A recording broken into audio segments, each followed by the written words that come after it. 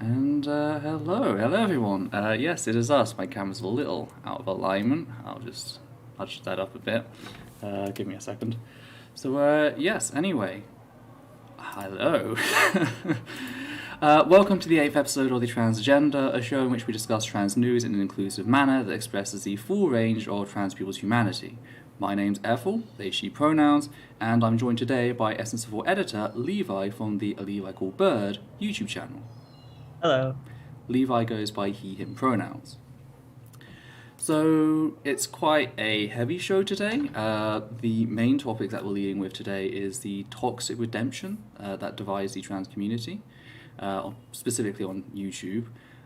We then have Margaret Court receiving award sparks controversy over bigotry.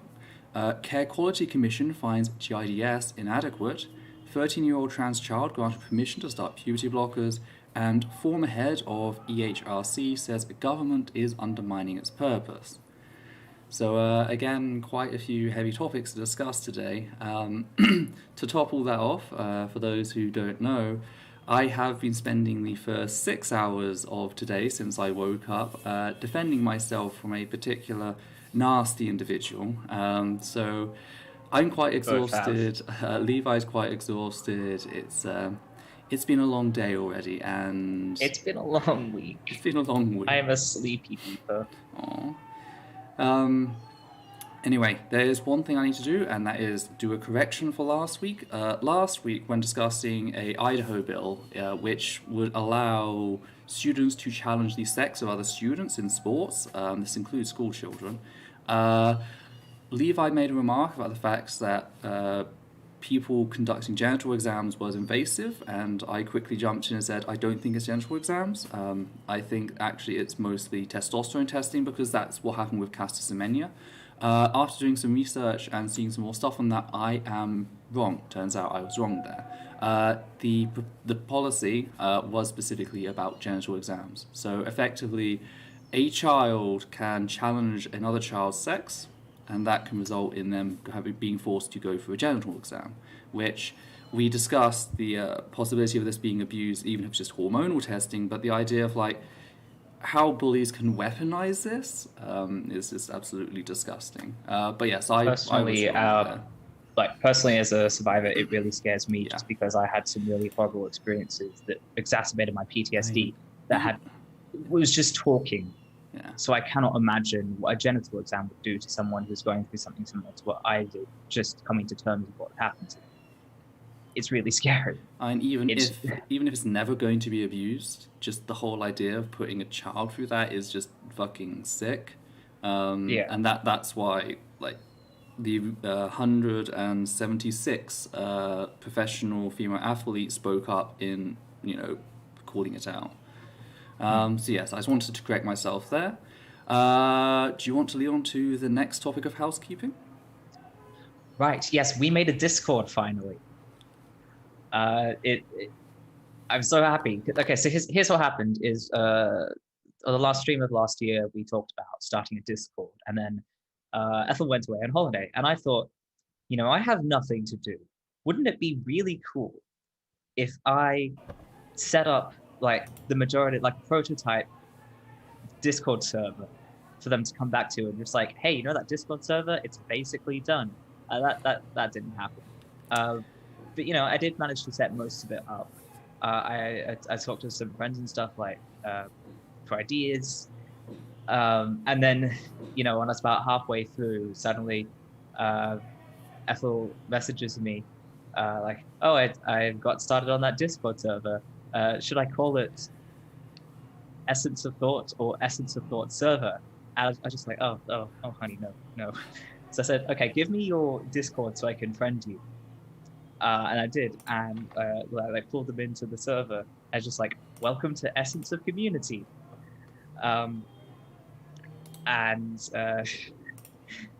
After getting scolded for that horrible pun, we talked about how Discord works, and I showed them everything I'd done. It's really cool. It took us a while to get our stuff together, but we finally did. Invited the patrons, put out a public link, and so far it's been really nice. one thing I really love is the first day of the server, someone made a suggestion. I made a suggestions box because, I want the server to be good for people, and I don't necessarily know how to do that. And someone suggested, hey, we've got this event channel, that's all well and good, but what if we have a rave channel for talking about things we're happy about? And so I made that, and it's been getting so much use. It's so good. Which is just, we have such a lovely community. We've had people who, I was really worried about putting content warnings in the rules. I was worried people wouldn't take it seriously, but every time I've stepped in and said, hey, can we do a content warning for that? People have done it. Everyone's just, I feel like we all have very similar values, which you'd expect, but it's nice. There's none of this infighting. It's so chill. I love it. Yeah, when I remember I came to you, oh, is there any channels you want? It's like one of the first things I said, I want a vent channel. Just so because it's such an important aspect of what we do here, like the whole idea of people, particularly marginalized people, are constantly taught that they've got to suppress those emotions, that anger, that sorrow, that pain. They've got to suppress it deep down. They've got to be respectable. They've got to be saints. They can't speak out. They can't do anything like that. And it's like, we need a vent channel, somewhere that they can go, they can vent, and speak their mind and not be judged for it.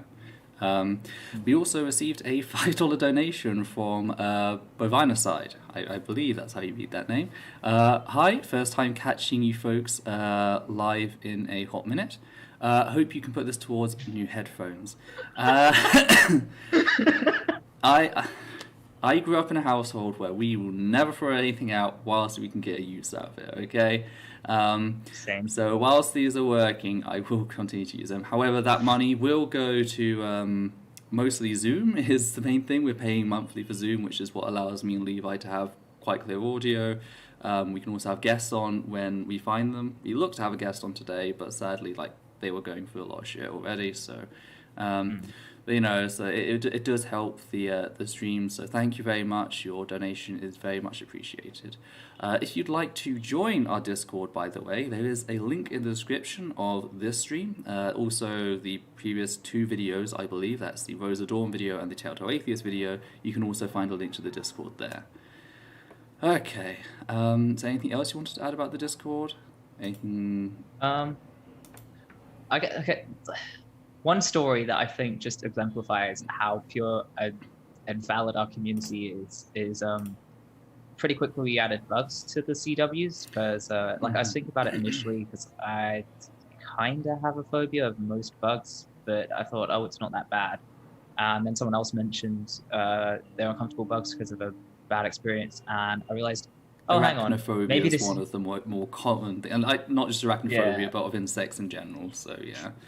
Yeah, so we added that, but then I was I got interested in the distinction between insects and arachnids and what exactly is the terminology you would use.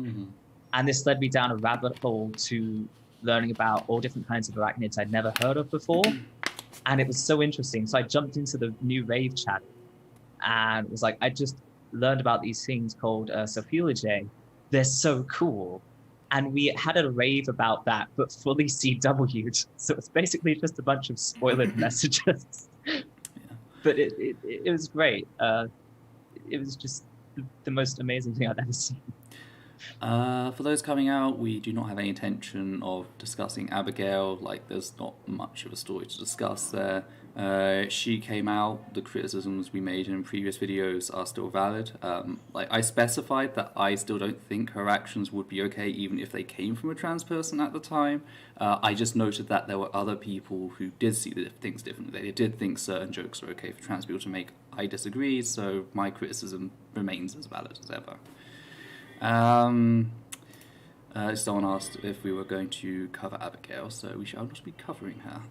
Last thing to cover in housekeeping are Patreon sponsors. Those who don't know, we don't run ads on the channel at all. This is to save my mental health.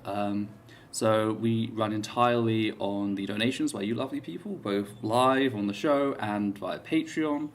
So if you could help us out with Patreon, that would be really, really appreciated. Even if it's just $1 or $2 a month, that goes a long way to help the channel and to keep things running. I can't get any other job where I'm working. This is one thing I can do legally here. So, you know, it really does help the channel running. We're looking to broaden out. I've discussed like the plan in the long run, how as the money goes up, it's not just going to be me sitting on a hoard of money. Like as we get more money, because we keep the funds public, so you can see how much we're making exactly. As it grows out, we can bring more people onto the payroll. That's a big part of the channel. It's not about making it and making the big bucks and getting a fancy house. Like people don't realize like my aspirations as a kid coming from a council house just after the domestic violence refuge, like the thing that was like I know I will make it in life, is when I have a place that I can own a chested freezer in. Because I always saw chested freezers like my father and my grandfather has as these wonderful things, because they were always stocked with frozen food, and frozen food doesn't perish and it's so easy to get out and to deal with and all of that.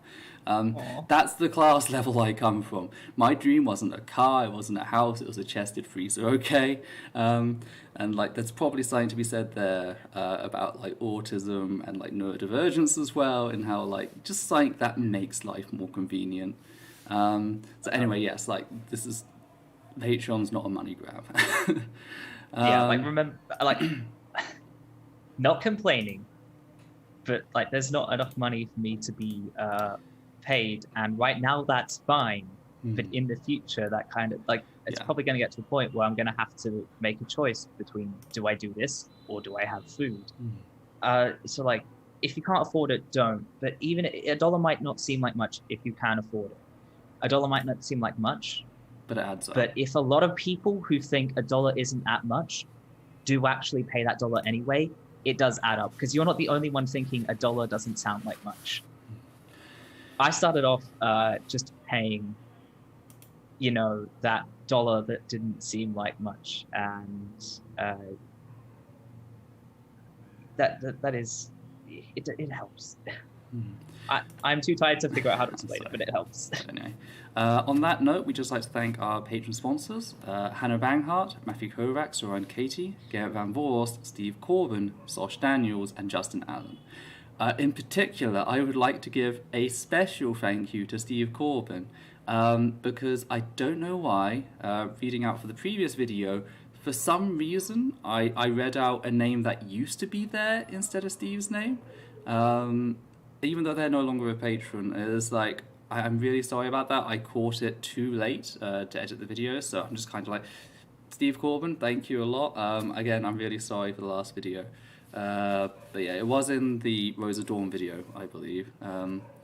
So again, I just wanted to apologize for making that mistake. Anon donated $2. Thank you for your $2, Anon. It really helps. So yes, I think that is everything, which does bring us around to the main topic of tonight, which is, of course, toxic redemption divides trans YouTube. Anyway, those who don't know, those who've sort of been living under a bridge, YouTube user Brennan Beckwith, he, they pronouns, and Mo, cops hate Mo, he, they pronouns, started opening up about the abuse they suffered at the hand of Kalvin Garrah and the impact it was having on them, to see others present him as reformed, whilst his actions failed to show that. If you don't know who Kalvin Garrah is, you're very lucky. Kalvin Garrah is a trans man who is a very nasty piece of work. He made it big on YouTube by targeting various trans YouTubers, particularly non-binary YouTubers, very often assigned female at birth. He would take their videos, he would do live responses, he would call them trans trenders, he would say that they are faking their illnesses, that they're just looking to drag everything down and that they're just making a fuss out of nothing, etc.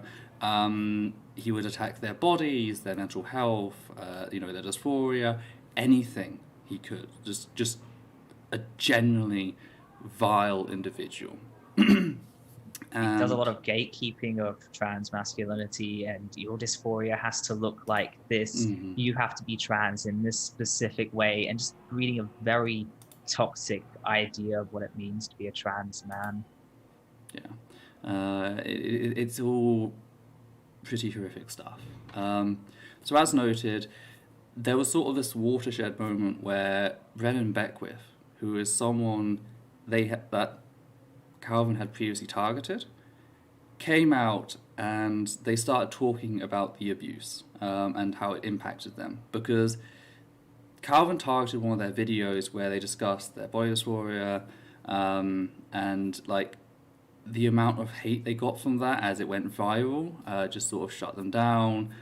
They sort of went quiet. They kept posting, I believe it was Marvel videos, but they just disappeared. They recently came back and they started sharing their experience and everything, and it's really brought about a reckoning of things. Now, I don't want to get into like specifically what they say and everything, because it's not my narrative to talk about. For those who want to know more, for this show we have linked a load of videos down below. These are videos for you to go and see people talk about Kalvin. This is not a deep dive into Kalvin and everything surrounding him. This is taking the changes in discourse surrounding redemption and abuse that have been happening because of this. Because it's evolved beyond the point of Kalvin. It has evolved to the point where people are now starting to question things where previously they'd sort of been giving things a free pass, and that's what we have a lot to talk about that with our own experiences. So there's a number of videos linked down below. Of course, we have Brennan Beckwith's 3-part series on Kalvin. Do go watch it. It gives a really in-depth insight into what it is like to be the victim of such a vitriolic hate mob directed at you by a gatekeeper. For a more general experience, I would suggest Cops Hate Mo's extensive breakdown of Kalvin's abuse. This covers everything, largely everything, that Kalvin has done, all the people Kalvin has targeted, etc. It doesn't skimp on quality. It, of course, won't be as in-depth as Brennan's, but it still does an excellent job of covering all the stuff. And there's also been Brennan Beckwith's stream discussing Kalvin's emotional manipulation. Because you see, as the story became bigger, and as Kalvin started to see that people weren't responding how they used to. It used to be anytime someone criticized Kalvin, they just got dogpiled into oblivion. That's changed. And Kalvin suddenly started Darvoing, playing the victim, and Brennan has some very specific words about that. There's 2 streams links. The reason is there was a power cut as they started their stream. The second link just continues on from where they left off. So do go check those out if you are interested in this. It's certainly a revealing experience of what it's like to go through this. Don't watch it all at once. Like, there is several hours of content there. You don't even have to watch a single video all at once. Listening to what Brennan went through, I was having to stop, start, go away, come back like a few hours later and continue watching. You can take it at your own pace, but it's certainly worth a watch. Do these people the respects. They've put the work in, they put the effort in, they've shared their experiences of trauma. Go listen to what they have to say. So, that's that. We are not doing a deep dive into Kalvin. What we want to talk about is the similarities that we've seen happening with what happened with Zanderhal last year. For those who don't know, Zanderhal is a former alt-writer who has turned leftist, at least according to himself and certain other people. So, you know, we have some experiences with him, and we just really wanted to share those and discuss some of the narratives which are being forwarded to defend not redemption as an act that a person goes through to show that they've changed and that they are genuinely sorry, But this sort of toxic notion of redemption, which is just a public display done to, you know, alleviate someone of the responsibility they have when they've harmed someone. So I first came into contact with Xander Hull after my response criticizing Natalie Wynn, for those who don't know, ContraPoints, following her video on cancelling. My primary criticism of Natalie, by the way, since I have to make this clear every single time, because people always love leaving it out, is her hero worship of Buck Angel, a trans man who publicly abused his ex-wife, Karen Winslow, on multiple occasions, and this happened after their divorce. You see, Buck Angel and Karen Winslow were married up to 2003, whereupon Karen Winslow left him for Lana Wachowski, one of the two Wachowski sisters. Now, Buck Angel got mad at this, of course, got divorced, but they went on to marry the very same year. They got married in 2003, okay? They waited for 3 years until Lana Wachowski's latest movie, Viva Vendetta, was coming out to decide to out Lana Wachowski as a way of hurting their ex-wife. Lana Wachowski at the time, she was denying claims of cross-dressing at bars. This is all very public. Buck Angel knew that she was denying these claims, and so he waited for the precise moment where he went and he did an interview with the Rolling Stones, confirming the reports that people had done, effectively outing them as a means of hurting his ex-wife. And for those who don't know, outing as an act of violence is included under domestic violence, and so is the act of targeting not just your ex-wife, but your ex-wife's new partner. So again, this is quite clearly a public act of domestic abuse. But it was back at a time where people didn't take these things seriously, especially outing as a method of abuse, so it just kind of got forgotten. But it wasn't forgotten by large portions of the trans community who saw someone publicly out another trans person.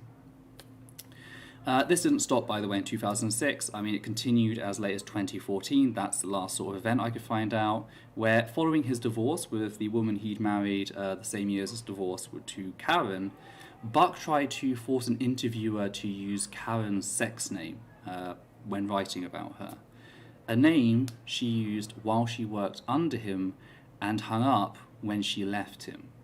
Like, it was such a desperate attempt to control her life, even though they've been divorced for, 11 years now? And it was such a horrific thing, you know, stripping her of her autonomy and just asserting that, no, she is not this person she claims to be. She is actually her sex worker name, and that sex worker name belongs under me. That's effectively what he was saying. He was doing the very stereotypical idea of like a pimp saying that he owns this bitch, really. And like the impact of this, as a person who is a victim of domestic abuse, to see someone like Natalie promote and like gush about Buck Angel as being this wonderful hero who one time when she herself was being criticized for saying shitty things about non-binary people, like reached out to her and she came to him and, you know, they started talking and they now hang out and talk and he's a wonderful person, she wanted him in a video and all that.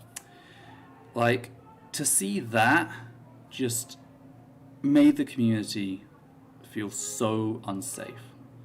You know, I've previously stated that Natalie, her, members of the trans community, a certain cis guy saw that as like, I reject that narrative. It doesn't matter if you reject it. It made the community feel unsafe for so many survivors of domestic abuse. When you hero worship someone like that, and, you know, defame anyone who criticizes their behavior as being a Nazi, that makes the community feel unsafe, and that prevents them engaging, that prevents them getting support. You have done harm, okay? And we haven't even got to the constant Enbyphobia and the support for groups like LGB Alliance.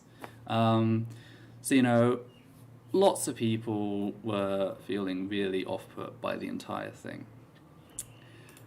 Xanderhole was not happy at the fact that I decided to criticize that as a survivor of domestic abuse.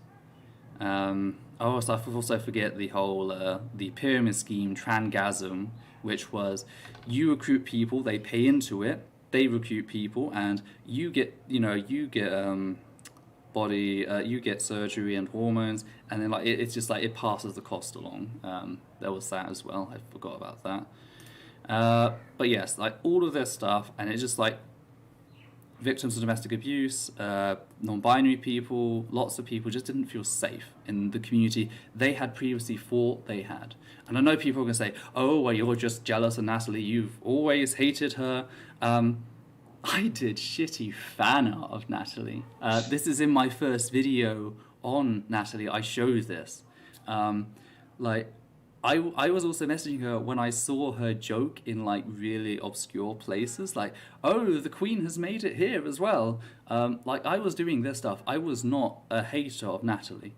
And it wasn't even the video opulence that like really caused me to crack down. I kind of ignored the repeated middle-aged moments, as J.K. Rowling's PR team would call it, because she had the exact same sort of thing going on with the non-binary community.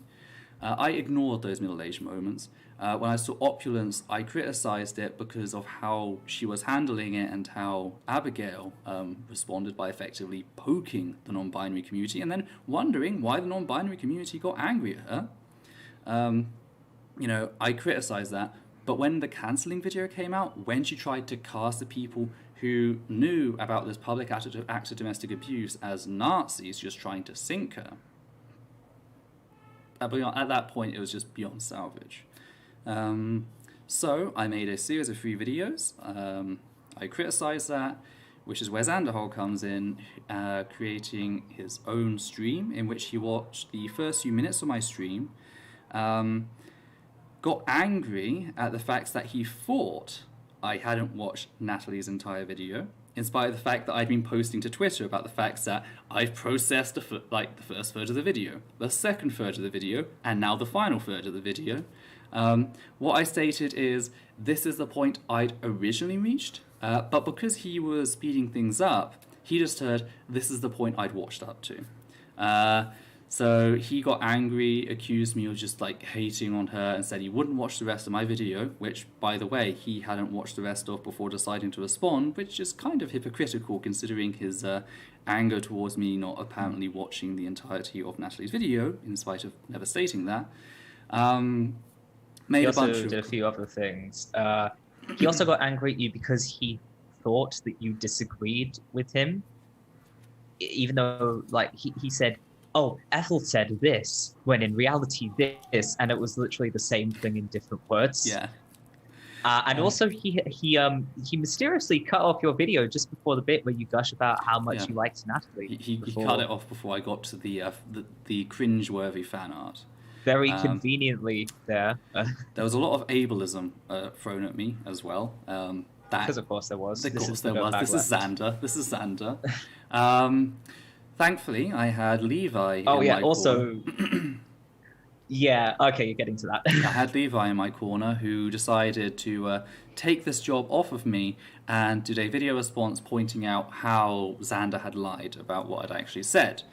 Including, one thing that was a thread throughout the video was how much of the video he was claiming you hadn't watched, because it kept changing. Yeah. It's you said like he didn't hear you right, but the number kept changing. First it was like half of the video, then it was 21 minutes, then it was 21%, which is the same amount just by pure coincidence. It's very weird. I don't understand. And of course, when you called him out for it, other people got involved, and he ultimately blamed it on his AC. He refused to say he was wrong. He just said he was having a bad day because of his AC. But he wasn't wrong, mind you. Just bad day, AC. This is even though I had people who live in the exact same state he did at the time who were telling me it really wasn't that hot. But anyway, he was just trying... I mean, even if it is, just please get a funnel, wet it, put it on a fan, or like chew on some ice cubes. Like, I have so many hot weather tips for you. But just like you could just apologize, admit that you fucked up. But no, he kept the video up. He kept up with the ableism, etc. And at that point, he also very aggressively ignored my response. Oh yes, he aggressively. He did not want to acknowledge you. And that's how things were. We just left it. Like, quite clearly, this person just came out of nowhere, decided they hated me, decided to, go after me. Let's just leave it at that. And that's how it was. For about 2 months, until I came to know he had targeted 6 other trans folk, at least to my counting. Primarily non-binary, though there were also a couple of non-binary supportive trans folk among there. But this was a habit. He was constantly attacking them, constantly launching ableist slurs at them, which also doubles up as transphobia in this instance. And for those who don't understand that, the whole basis of transphobia is predicated on ableism. Whether it's, trans men or trans women or non-binary folk, almost all transphobia has its roots in ableism. The idea that a trans woman is actually just a deluded man who thinks they're a woman or pretends to be a woman to gain access to women and children and assault them, versus, trans men who are just lost little lesbians deluded into thinking that they are men, All of it comes down to ableism. Non-binary folk. There's also another current argument, not so much used by Zanderhol, but it's used a lot, is if you need to be on hormones, then that means you depend on modern medicine, which means you're broken and can't survive. Which is very silly, because no one ever says that about me and my glasses. No one ever says that about, it varies. Like, no one says that about people needing dental work. Yeah. It's usually hormones. So, when you use an ableist attack on people, attack the mental health of trans people, that's a big problem. I mean, one of the things Xander told me is, quote, "It's a well-known fact that EOT is legitimately an abusive piece of shit with mental illness. I hope they seek professional help so they can get better and improve their life. It can't be healthy to live like that." End quote. To which I responded by pointing out that, yeah, I have mental health issues. Yeah, I'm neurodivergent. Yeah, I was seeing a therapist at the time. Never did that therapist try to disarm me. Never did that therapist tell me, you've got to just turn away from these people. They said quite the opposite. They said, I need to learn to manage my anger so I can better operate under these situations. It was very interesting, and we'll get into this, we'll probably expand on this later, but Sanderhol admits that he has mental health problems, but that doesn't make him an abusive piece of shit who needs therapy because his life is unhealthy. He's fine, he's managing his mental health fine, but you're not, because reasons, I guess. And among all this, Zanderhol went out of his way to tell them that, quote, to tell his fans that, quote, they're trying to get me banned, had to block them as fun as it was seeing you guys tear them apart, end quote. This is him referring to his fans going out there and abusing trans people, which in the end led to someone actually threatening me. So, he was quite clearly targeting various non-binary and non-binary supportive people because they dared challenge his bigotry. Even if it were just you, it's I can't remember a time we've ever done that at Essence of Thought where we've delighted in tearing someone apart. We don't tear people apart. We don't do that in the first place. Yeah. And it's like this encouragement, this incitement. Oh, I've got to back off because I might risk my my account, but you guys, you keep doing what you're doing. That's effectively what he did there. Just trying to think of the last time you deliberately sent a horde of fans to go tear someone apart. Oh, I can't, because you don't do that. So we did the Any Reasonable Thing. Like, again, this was no longer about just me versus him. He'd gone after a number of people, including personal friends. So it was like, okay, let's fucking do something. So we did it a 2-hour stream, documenting as much as we could. And this is where things got real nasty. Xander saw that stream and immediately responded by exploiting my history as a survivor of childhood abuse as evidence that I had an abusive personality disorder. And the way that this happened is he made 2 attempts to do this, 3 if we include a later video. In the first attempt, he tries taking a pass at it. His audience, thankfully, the few people in the comments, shut him down quite quickly. And he gets really frustrated, like, how dare you tell me I can't speak about this thing? I'm just, listen to me, audience, listen. Why don't you agree with me? Eventually, they do shut him down. And he comes along, and then he goes, can I take another try at it? And then a load of them say yes, and he takes another try at it. And he does the exact same thing. He tries to exploit my history as a survivor of domestic abuse as a silencing technique, to argue that I have an abusive personality. It's his only argument. He doesn't supply any actual evidence of me abusing others. Because there isn't any. The only thing he can show is me standing up to him when he throws ableism at me. For example, I quoted that ableist piece earlier. I did respond to that by pointing out I do go to therapy. They tell me to stand up for myself. So, it's a little weird. It's almost like you don't actually understand what therapy is for. It's not about suppressing the neurodivergence people and their anger. It's about helping them survive and live in society, and that includes calling out bigotry like him. Can I just rant a bit about the abusive personality thing? Yes, go ahead. I'm talking quite a bit, so...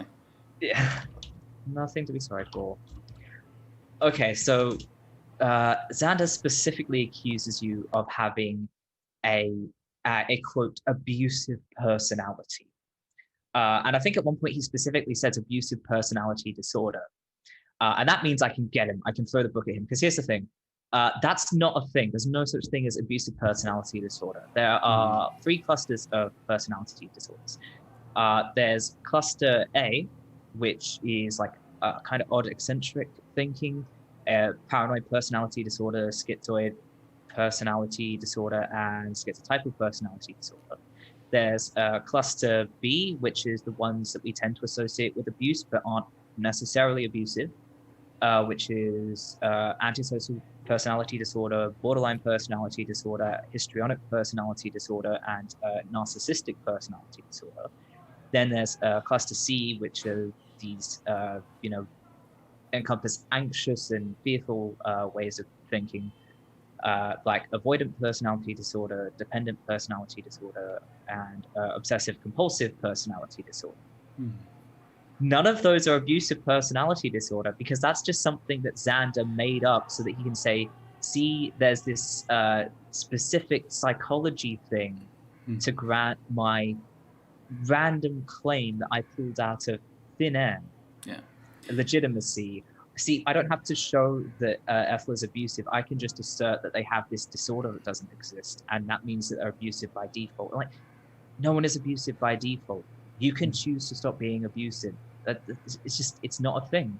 And like, I know people are just going to say that I'm biased, but like, as someone who knows Ethel, like, we talk every day, we work together nearly every single day. We've spent hours and hours and hours alone together. I can tell you, Ethel is not an abusive person, not in the slightest. Like, everything, I know I have a harsh, people have a harsh perception of me, but like, it's almost like, the best thing to point to is the fact that a lot of people think I just absolutely hate all religions, etc. It's like, looking at my old content, I can kind of see why, but besides a few fundamental issues with Christianity and Islam on the basis of eternal torture for not loving a apparently, parental deity, and like how that goes on to affects the narrative surrounding abuse and love, that's just not the case. It's just when I respond, the sort of stuff I'm responding to is, you know, homophobia, transphobia, all this sort of stuff. So yeah, if I'm responding to religion of that sort all the time, you might get the impression of me that I just absolutely despise all religious people. But it's like that's just not the case. And the Here's the same thing: here. it's a sampling bias, because if the religion is fine, if there's nothing problematic about it, why would you call it out? Mm-hmm. And it's the same here. Like, people are like, oh, you're always getting so angry in your videos. It's like, have you seen the stuff I respond to? You know, a lot of this stuff requires an aggressive response. And they detach it from that context, and that is never a good thing to do. This whole showing a person angry without showing why they're angry is a far-right tactic. It's what was used in Gamergate to, like, you know, demonize feminists. It's what's used, like, to demonize people of color. It's used on all, like, marginalized groups and social justice movements. Showing the anger without showing why they're angry is a very effective emotional manipulation.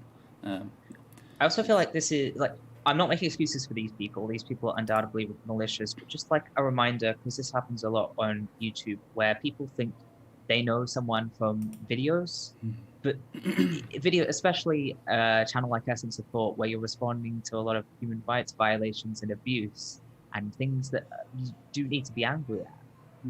It's showing a very skewed view of what you're like. You're not like that all the time.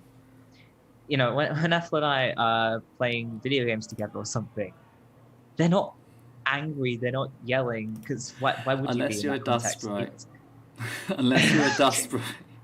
You weren't yelling at the dust sprites, though. You were just gleefully murdering them. Oh, God. Terrible person. That is. You're like, oh, they're so cute. That is a Stardew Valley joke, getting the ring for the dust sprites or whatever tool it was. But yeah, like, it was. And like, people hear this. Oh, Zanderhal used my domestic, my history as a survivor of domestic abuse, and they like say that's terrible. You don't understand how terrible it actually is. Like, if you go listen to the video that's linked in the transcript, by the way, the transcript down below is linked to everything. I just realized we didn't do the content warnings this time. I'm really sorry. I messed up there. The general format shit. Crap. I really should have given you more of a warning. Yes, we'll be talking about domestic abuse, abuse apologetics, transphobia, homophobia, enbyphobia, ableism, outing, gaslighting, white nationalism, Christianity, Islamophobia, and racism. Thankfully, they were linked at the top of the description. I think most of you know to check there. I'm really sorry. I completely messed that up, and I realized I also didn't do the thing where I noted down below in the description there is a link to the agenda, which will be showing what we're going through, which has links to various different things when I make a claim, etc. It's not as detailed as in like the video referencing, but it's a good thing to have for a stream. I'm really sorry that I didn't give the content warning. One of these days I need to get you to show me that general format just so I can pick up things like that. I have no idea what's in the general format. It's been a very, very long day already. It's but been anyway, a long fortnight. People don't get how traumatic that was to have my history as a survivor of domestic abuse exploited in that way. Not only is it trauma, but people who are abused, we have our agency removed. That's what abuse is. Yeah.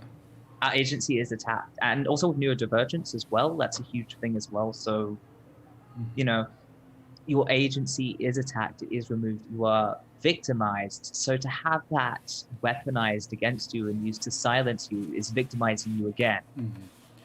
Like, in the second time that Xander takes a crack at it, he is so carefree about it. He gets out paint and he laughs, oh yeah, the paint's coming out, and he draws a diagram that I guess is implied to be me getting my face slapped. And he's like laughing as he fucking does it. And he's like, oh, little so-and-so is slapped, and like they go on to think that abuse is normal, etc. And to be treated in that way, it is absolutely horrific. It also feeds into fear because, yeah, I'm a social science student. I know that people who have been abused have a higher prevalence of abuse. Now, this is the key here. Xander takes high prevalence to mean likely to be. High prevalence could just mean it jumps from 1% for the general population to 2%. Would that be justified in saying that people who have been abused are likely to become abusers on that increase? No. But Xander doesn't know science, Xander doesn't know math, so it doesn't matter. It's not something he can exploit to sort of silence trans people. And I wasn't the only one he did this to either. One other thing is, it's also just really dehumanizing in that it completely removes your agency to decide, I'm going to make sure I don't abuse people. Yeah. I'm going to make sure I learn and I'm careful, and you are so careful. And it's like, it's a statement that my actions in criticizing him go all the way back to when I was abused. Nothing I do today I do today is of my own accord. It's just a don't have autonomy. Yeah, and it's also anyone who's seen my 2020 reflections video knows how much you've helped me heal from my own experiences, and like it's a complete insult to all of that as well. The good that you've done precisely because you're not an abusive person, and how much you've helped the people around you. And I know I'm not the only one either. It's just insulting on so many levels and invalidating on so many levels. Now, and he treats it like a game. Mm-hmm. And we'll be coming back to this in a bit, because it's not actually, this case is not about Xanderhole, but I need to give you this context, because if you don't understand the context, you're not going to understand what happens next. But before I do that, I just want to talk about something that happened in between Xanderhole's two attempts to argue that my criticism of him was actually the result of me being abused as a child and that I had an abusive personality disorder. And that is, after he failed the first time and he got shut down, he kind of like flopped around for a bit, and then he goes, can I try again? There was someone in that chat who told him, I think it was, quote, do it, Xandy, end quote. That I will tell you who they are in a second, but I'm not going to tell you right now. And the reason I'm not going to tell you right now is because if I tell you right now, some of you are going to be, I don't believe it. I want you to go to that video. Again, it's linked in the transcript. You can also go find it on my channel. If you just type Xanderhole, it's the only video that is there. But yes, it was... Sorry, I'm just trying to gather my thoughts here. So this person came along and told them, do it, Xandy. And it's like, yes, this person instantly regretted it, and again, during the second time, told them to stop. But here's the thing, this person had just seen Xanderhole try to exploit my history as a survivor of domestic abuse, had seen them fuck it up, and thought, you know what's a good idea? Let them have another go at it. He has no right to it. Xander has no right to my story as a survivor of domestic abuse as a child. So you could have just not done that. You could have just told him, no, don't do it. Don't risk it. You've messed up. If you want to do a video, do a video. That person was Luxander, also known as Lux Banana, I believe, on Twitter. Again, people, they hear me talk about this sort of stuff, and they go, oh, Ethel, she's so angry at everyone, she can't get along with everyone. It's like, yeah, I don't feel safe around people who would encourage a cis person to exploit my history as a survivor of domestic abuse as part of a transphobic attack on me designed to silence me. I'm not going to feel safe around them. Again, they did regret it. They did go, oh, actually, no, stop. But you didn't have to encourage them. You didn't have to egg them on. It wasn't their call to make. No. Just as much as Xander does not have a right to discuss it, they do not have a right to give him permission. And here's the thing. It's not their story either. The situation we're in, where everyone's going, can Xander just stop talking about trans issues? Why would he? People like Luxander have quite literally told him it's fine not to just talk about trans issues, like exploiting trans discourse, but he can go out and he can tear my trauma out of my hands and exploit it as a form of silencing. Like, yeah, I'm still going to hold Xander accountable, but Luxander is also accountable for that, because Luxander has enabled Xander in doing that. Again, He doesn't even know what anything about personality disorders. He doesn't know how trauma works. And he thinks that he can dismiss you as a person. And he doesn't have a fucking clue. And like, you can see them in my video response. Xander Hull abuses victims of domestic violence for profit. You can see them at 7 minutes, 17 seconds into that video. There is a link to the stream, which Xander Hull has surprisingly deleted since. There's a link to an archived copy of the full stream. In that full stream, you can see at 1 hour, 42 minutes, and 48 seconds in. So I'm giving you these resources. You can go. You can see, am I taking anything out of context? Am I being unfair? You can see, no, that's not the case. Again, I go back and I note the facts that, yes, they immediately go on to regret encouraging Xander to exploit my abuse as a victim of domestic violence, but they still told him to do it in the first place. And that is a big issue. That kind of needs pointing out, because Luxander has been someone that people have gone, hey, why do you have a problem with them? What have they done to you? Like, Luxander is this lovely person who encourages transphobic people to exploit the domestic violence that trans people have suffered as a silencing technique. Like, I get that I end up destroying a lot of heroes in my work. But here's the thing. You don't destroy them, they destroy themselves. You didn't make them do that bad stuff.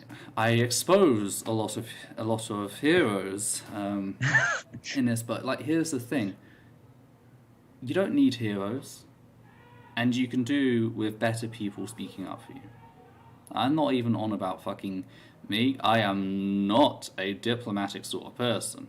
I'm too firebrand. Whenever I try to be a diplomat, that lasts about 5 minutes. They say something shitty, and it goes to hell. I remember the time we had a meeting with the Christian Union and the Atheist Human Sex Society at university, and one of the fuckers from the Christian Union started bringing up the wonders of conversion therapy to me, who I'm also on the board of the LGBT plus society, and I have to keep quiet because the then president of the AHS is glaring at me.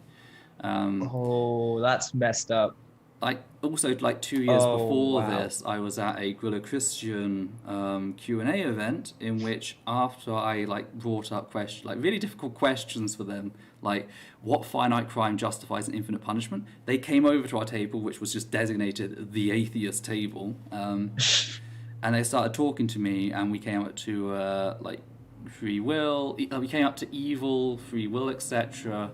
And I was like, if God stepped in to prevent a person being raped, the level of autonomy remains the same, because the rapist is going to violate that person's autonomy. So by stopping them, they're violating the rapist's autonomy, but keeping the autonomy of the rapee.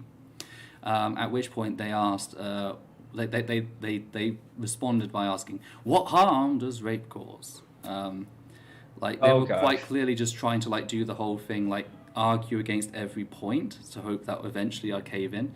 Yeah, I ended up standing up and yelling at that point, because I can't. The term that the neurotypicals use is I'm morally inflexible. I can't take shit like this. And that gets me into a lot of trouble, and yeah, people do not like that. Okay. But I think that sort of brings us round to where we're actually heading with this. And again, I know this is a long-ass discussion because there's so much context to cover here, because if I don't cover all of this, they're just going to go for whatever I've missed out. If I don't talk about why Xandhol came after me and why I was criticizing Natalie, they're going to come after that. If I don't discuss exactly what Xandhol did, they're going to come after that.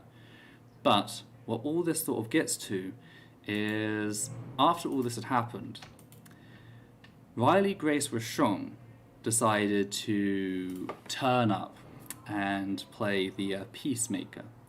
Now, she first put out a video titled Armchair Psychology, which was put in captions, by the way, is Xander Hull ableist? In which he goes on to discuss that specific segment in which he attempts to use my lived experience as a survivor of domestic abuse as an argument that I have an abusive personality disorder and therefore can be shut off from discussion. So she goes on to discuss that, and then she decided, actually, I'm going to remove that video and I'm going to create a series of 3 videos. The first one was called What is an Argument? The second one was called What is Bigotry? The third one was called What is Bias? Now, she has since removed all these videos. Strangely enough, as the discourse surrounding Kalvin Garrah and everyone else has sort of cropped up, because Xander Hull and Riley have also been the ones advocating for the redemption of Kalvin Garrah and how they've treated other people, specifically, the way they've treated Brennan, like talking about the case, like Brennan's case, but then like Riley literally stating, "Oh, I've not watched Brennan's video. I've not watched like Mo's video or anything." So like, oddly enough, as this was starting to be criticized, as the narrative is shifting, suddenly the 3 videos on me disappear, and I think we can kind of tell why. And we noticed by going through all videos, which was over 2 hours worth of content, by going through all the videos, we started noticing some very common themes. And it's sort of those themes I'd like to go over. Sorry, go on. We had to sit there for over 3 days, for 2 fucking hours, going over these videos with a fine-tooth comb, taking notes. I'm just... I'm mad because I'm already tired. We've done 2 videos this fortnight. And I was really tired. On Friday, I had a 2.5-hour long appointment to test for something. And I still had to finish my notes for the stream. So I woke up at 4:30 that morning to make sure those notes were done before the appointment, came straight home from the appointment to watch through an hour-long video. And the reason why I did all that is because I did not want my friend to have to watch these horrible, disgusting videos by herself. I have to listen to these horrible, horrible things and have no one to be able to vent to. I should probably... And it just makes me... It just makes me mad, because I could have been saved all of this if Riley hadn't been rude and decided to insert herself into this whole thing that had nothing to do with her.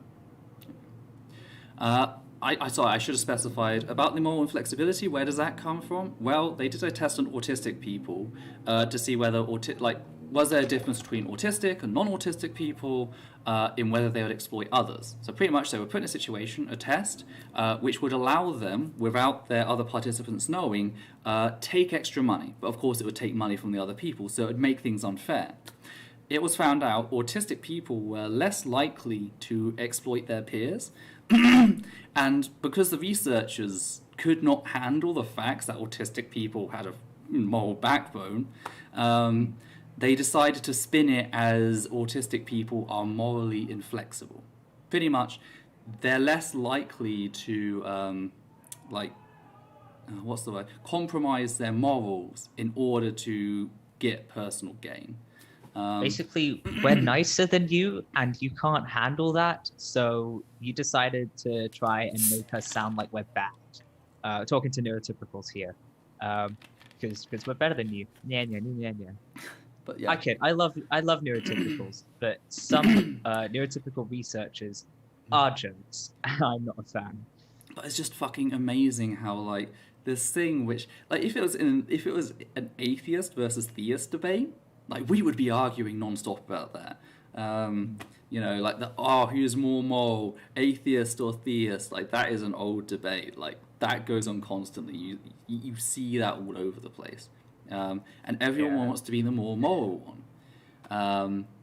But when it comes to like discovering that autistic people are more likely to stick to their morals than non-autistic people, suddenly it's a bad thing. Suddenly it's morally inflexible. Suddenly it has to be a problem. This is how ableism works, is the beginning assumption is that whatever is neurotypical is the best thing, no matter what that thing is. And it's why autistic people are treated so brutally, is because when we diverge, no matter whether or not that divergence is a problem or even if it's beneficial, it's not acceptable because it's not what quote unquote normal people are like. But anyway, going off track on that. Sorry. Yeah, it's just that people asked me about like what it was, and I realised I didn't explain. Again, I'm sorry if this like discussion's rather fractured and all over the place. It has been a long fucking day. I'm not even pretending. I'm not using this partly as an opportunity to vent. I'm mad at so many things right now. But that's why we're here, sharing the like full range of trans experience includes our anger. Including being frustrated at people being jerks. Now, one of the main things when it comes to Riley's videos of me, all of which, even though I've been removed, are archived in the agenda, so you can go watch them for yourself if you very much want. So yeah, one of the main things is a complete refusal to acknowledge what the abuser has done / the harm of their actions. And she does this in just so many different ways. One of the things I noticed, I watched through all 4 of these videos. Not once, in spite of the fact that 2 of them show the clip in which he brings out my history as a survivor of domestic abuse, not once does she even mention the impacts this has on me emotionally, psychologically, etc. The only impact she mentions in that regard is the possibility that his rhetoric could be used against her. There is absolutely no acknowledgement of the harm his stream caused in that regard.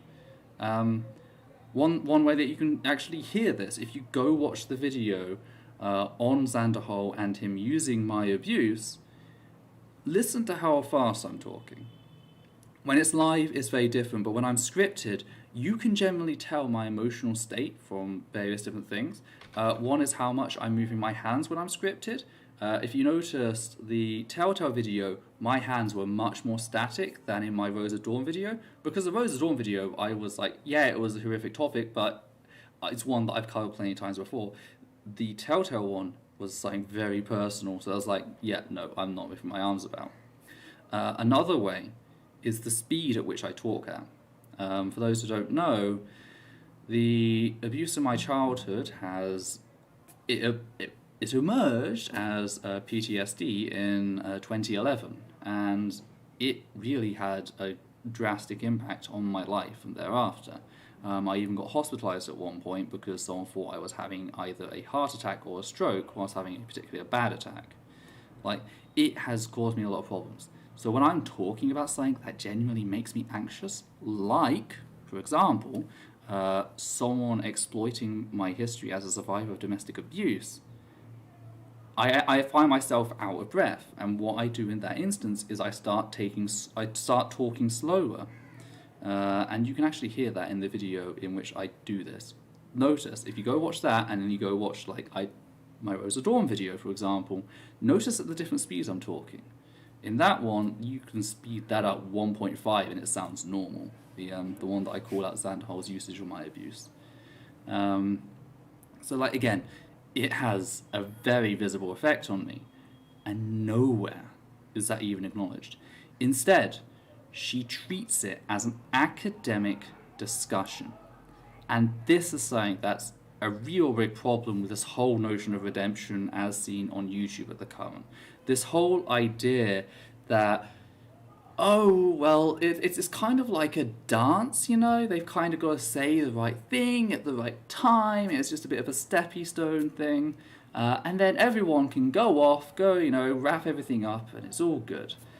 It doesn't treat the trauma like actually has an impact on people. it treats it like this is some thought experiment, or I don't know, coding in a video game that happens to NPCs. It doesn't treat me like a real person. When I got to the end of Riley's video, I could just see she wasn't seeing this, like, she wasn't seeing me as a person. She was seeing me as a project, something to be completed, like a dissertation, or something like that. And it is... she talked about let's listen to what these philosophers think. Let me cite this documentation. Let's talk about the concept, the definition of these words. There was no discussion of what actually happened, or how people might have felt, or what they might have been dealing with as a result, except for, in Xander's case. In Xander's case, his life was discussed. His livelihood specifically. One thing to note, there are no links, but if you scroll up to the area where, like, the bullet point, which is Riley turns up and creates her video Armchair Psychology, the blue things are all the links. Like, you can see the blue text underlined. What is an argument? What is bigotry? What is bias? Those are 3 different videos. Sorry, someone was asking about the links. They're not done in my usual. They're not done in my usual thing. You need to go through the agenda, find the point in the agenda we're currently talking at. The links are there. So there was absolutely no humanity there, and I think this best became seen in her "What is Bias" video, in which she quite literally opens it by taking a shot at me and the fact that I had to step away from YouTube for a while after the death of a loved one. I wish I was fucking kidding. I actually linked this on Twitter with a timestamp. So I should have had this one prepared, I'm sorry, but there is a point in that video at the start where she notes the fact that after a second video, which is kind of a remake of the first one, like the very first one. I say the second, I mean the second of the Replacement trilogy, so the middle of the Replacement trilogy, was kind of a remake of the very first one on Armchair Psychology she did. That's the one where she doesn't actually get to the point of her video until 50 minutes in. But like following this, she sent it to me, this over an hour long piece, and said, hey, I want you to write all this stuff for me, etc. And I literally just pasted her a response from 3 days ago, like a post from 3 days ago saying, me and Adita have stepped away due to a personal loss in the family. Please, can you respect that? And she did the whole thing, okay, then I'm fine to deal with that, whatever. Then she comes across the fact that I started vague tweeting. You see, here's the thing. I started feeling better. I thought, you know what, I will go see this other video about me, see what all the fuss is about. Started watching it, got pissed off, got very, very pissed off. Realized I don't have an appropriate way to deal with this right now.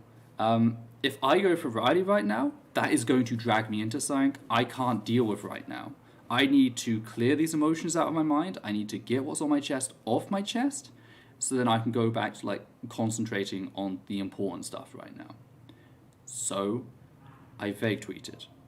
I tweeted no names, nothing like that, just to vent so I could better heal, from the family loss. She could not handle that. And she came straight at me like a shot, and started going for the jugular in the tweets, etc. Started making a bunch of wild claims about, the danger that I was to her career, etc. In spite of the fact that I hadn't mentioned her name, so I don't get how anything I said could do that.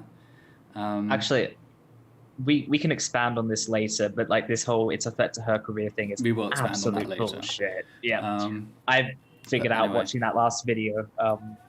But one thing I want to talk about I was still in the middle of saying, sorry. Sorry, go ahead.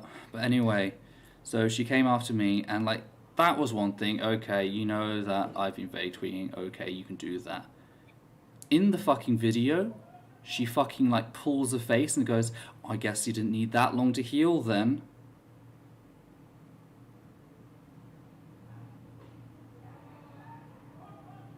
Like,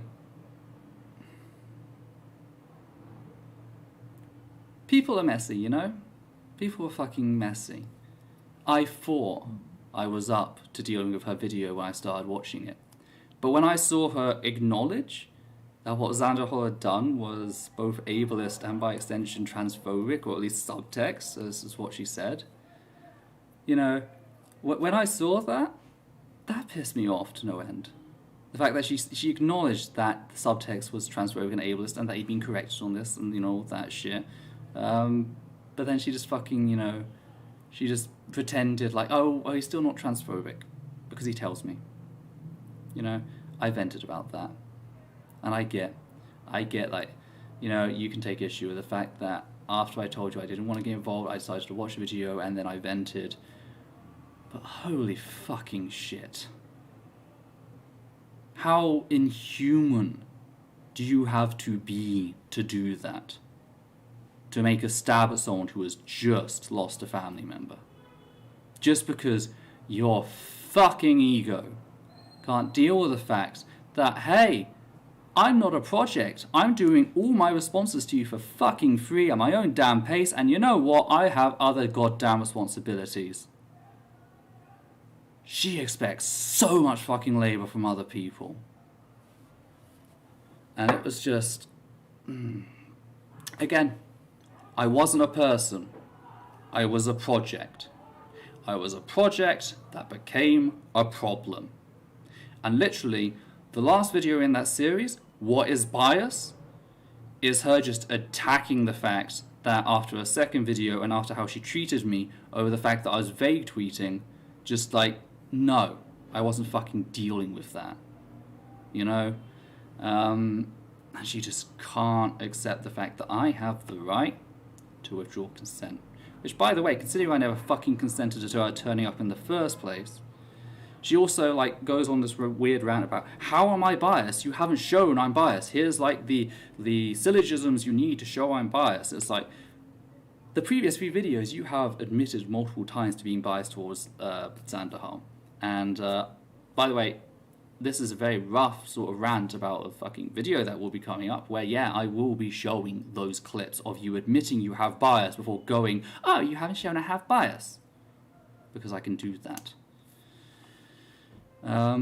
Sorry, I really... Yeah. No, that is fair. Just one thing I wanted to add as well is at the time, the reason why you lost a family member is because this is just after COVID hit, when everyone was still learning to cope with that global pandemic. Yeah.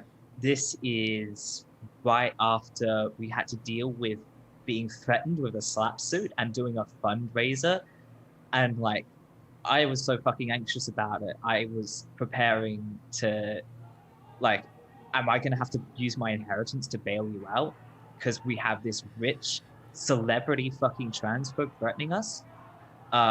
At the time, because of the pandemic, because of isolation, because of being exhausted from the fundraiser, I was hanging on by a fucking thread and struggling to hold myself together and relying on you for support. And probably a bunch of other things were going on that I don't even know about because we weren't that close at the time compared to now. And, you know, you don't necessarily tell me everything because you don't want to dump too much on me. Like there was so much going on at the time, and like I get it, she doesn't know about that, but that's kind of the point. There's so much going on in people's lives that you don't know about, so to barge in and judge you and say, how dare you, you know, you obviously you're not going through enough because you didn't do exactly what I wanted. And like, we were going through the fucking meat grinder, and just because you decided to try and summon enough energy to do what she wanted, and you realized you didn't, and she feels like she has the right to just rub salt in the wound. is just so disgusting, and it's so rude that she even felt like she was entitled to your time in the first place. She goes on this weird rant about how you told her to do it because you said at the end of the stream that if anyone had criticisms to make a video, and it's like, no, we fucking didn't tell you to do that. You didn't have to do that. You're not entitled. Making a video is not a license to your time. That's not how the internet works, Riley. You rude, selfish, you abusive bitch. Yeah, I'm sorry. I'm just... So, like, pretending the issue is academic, like, it doesn't have real-life consequences when... Pretending that you don't have life, that you don't have stresses. And it's like, and emotions, yeah, she didn't know everything was going on, but she knew enough that was going on. that was, you pasted a response you made 3 days ago, so it's not like you made it up on the spot to get out of it. She knew it was real. I should get back on track. I'm sorry. Like, on top of this, like, with the refusal to acknowledge what the abuser has done, which again is something that has happened with Kalvin all the fucking time. Like, people point out, the Brennan video has been taken down, but it's like, but Brennan, they weren't the only target. Brennan was pointing out that Kalvin has had a video of a different person that Kalvin had accused of faking illness as their default video when people go to their channel. This is something that is constant.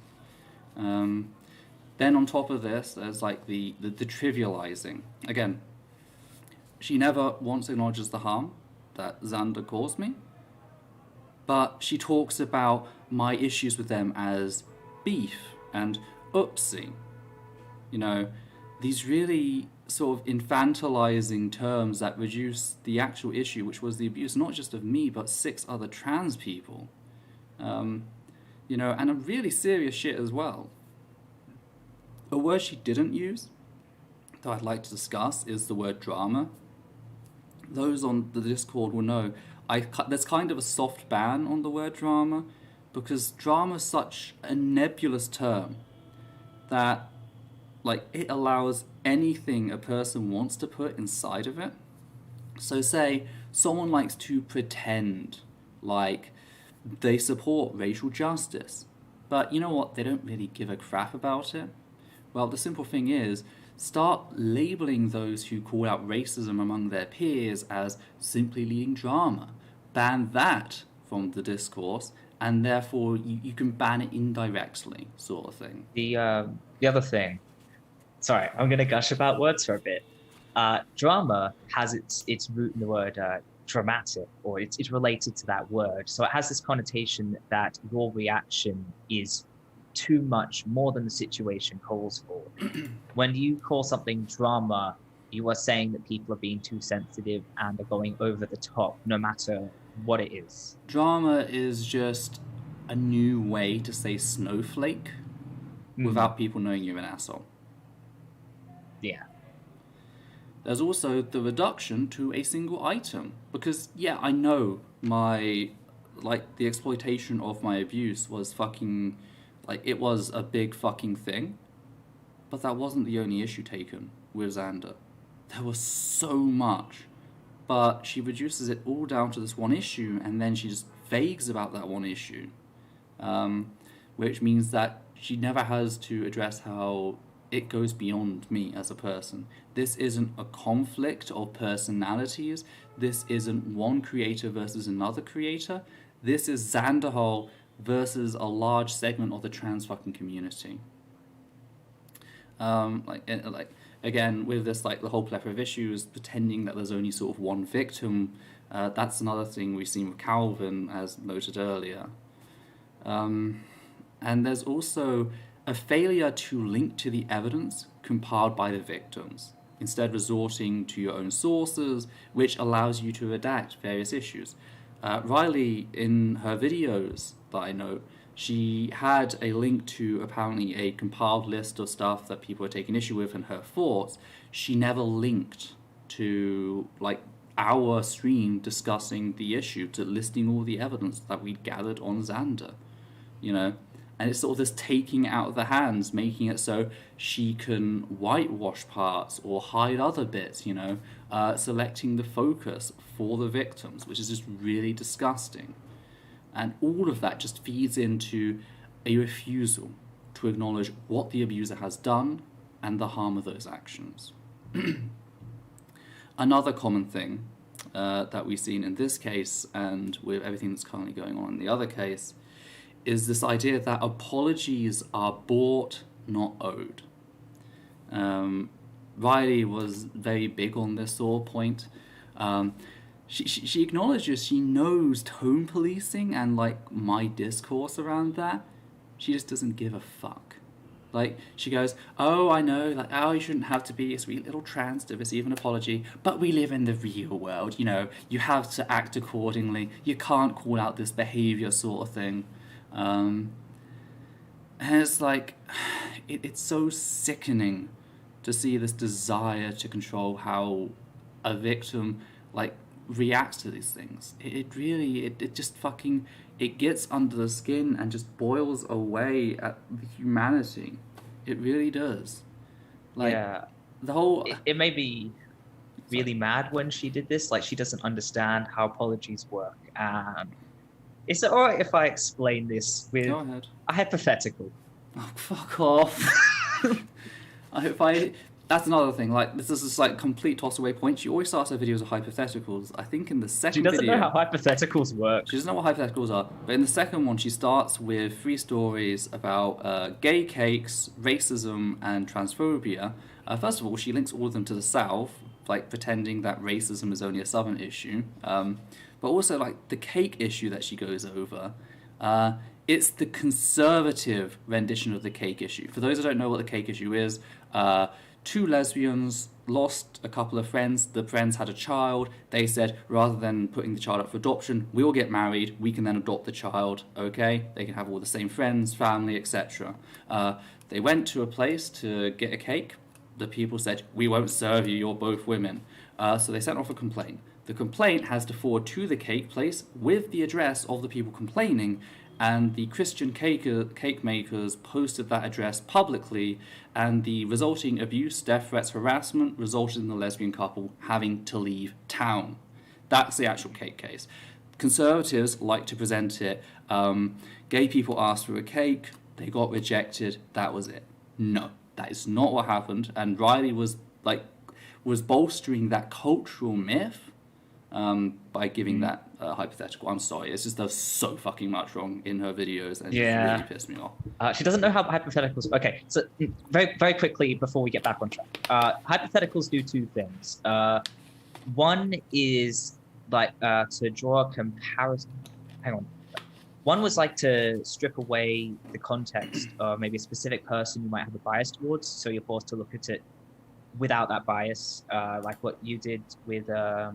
Jimmy Snow and the whole Girls Are Fine thing on your videos. Because apparently me responding to like 2 comments was harassment, but him producing over 30 videos on a single cis woman apparently doesn't like include well, 2 cis women, but yeah. I was like, yeah. Yeah, it's to do that, to like strip away the context of a specific person to remove that bias, or it's to like draw a comparison between 2 things to draw out a bias, like for example, oh, you think it's bad when an atheist does this, but here's a Christian doing the exact same.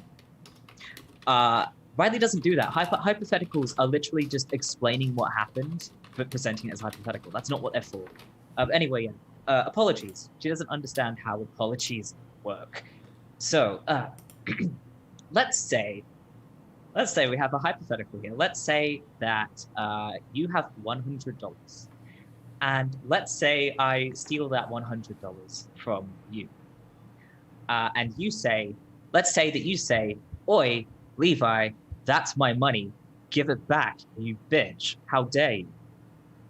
And then let's say I tell you, if you want your money back, you're going to have to ask nicely.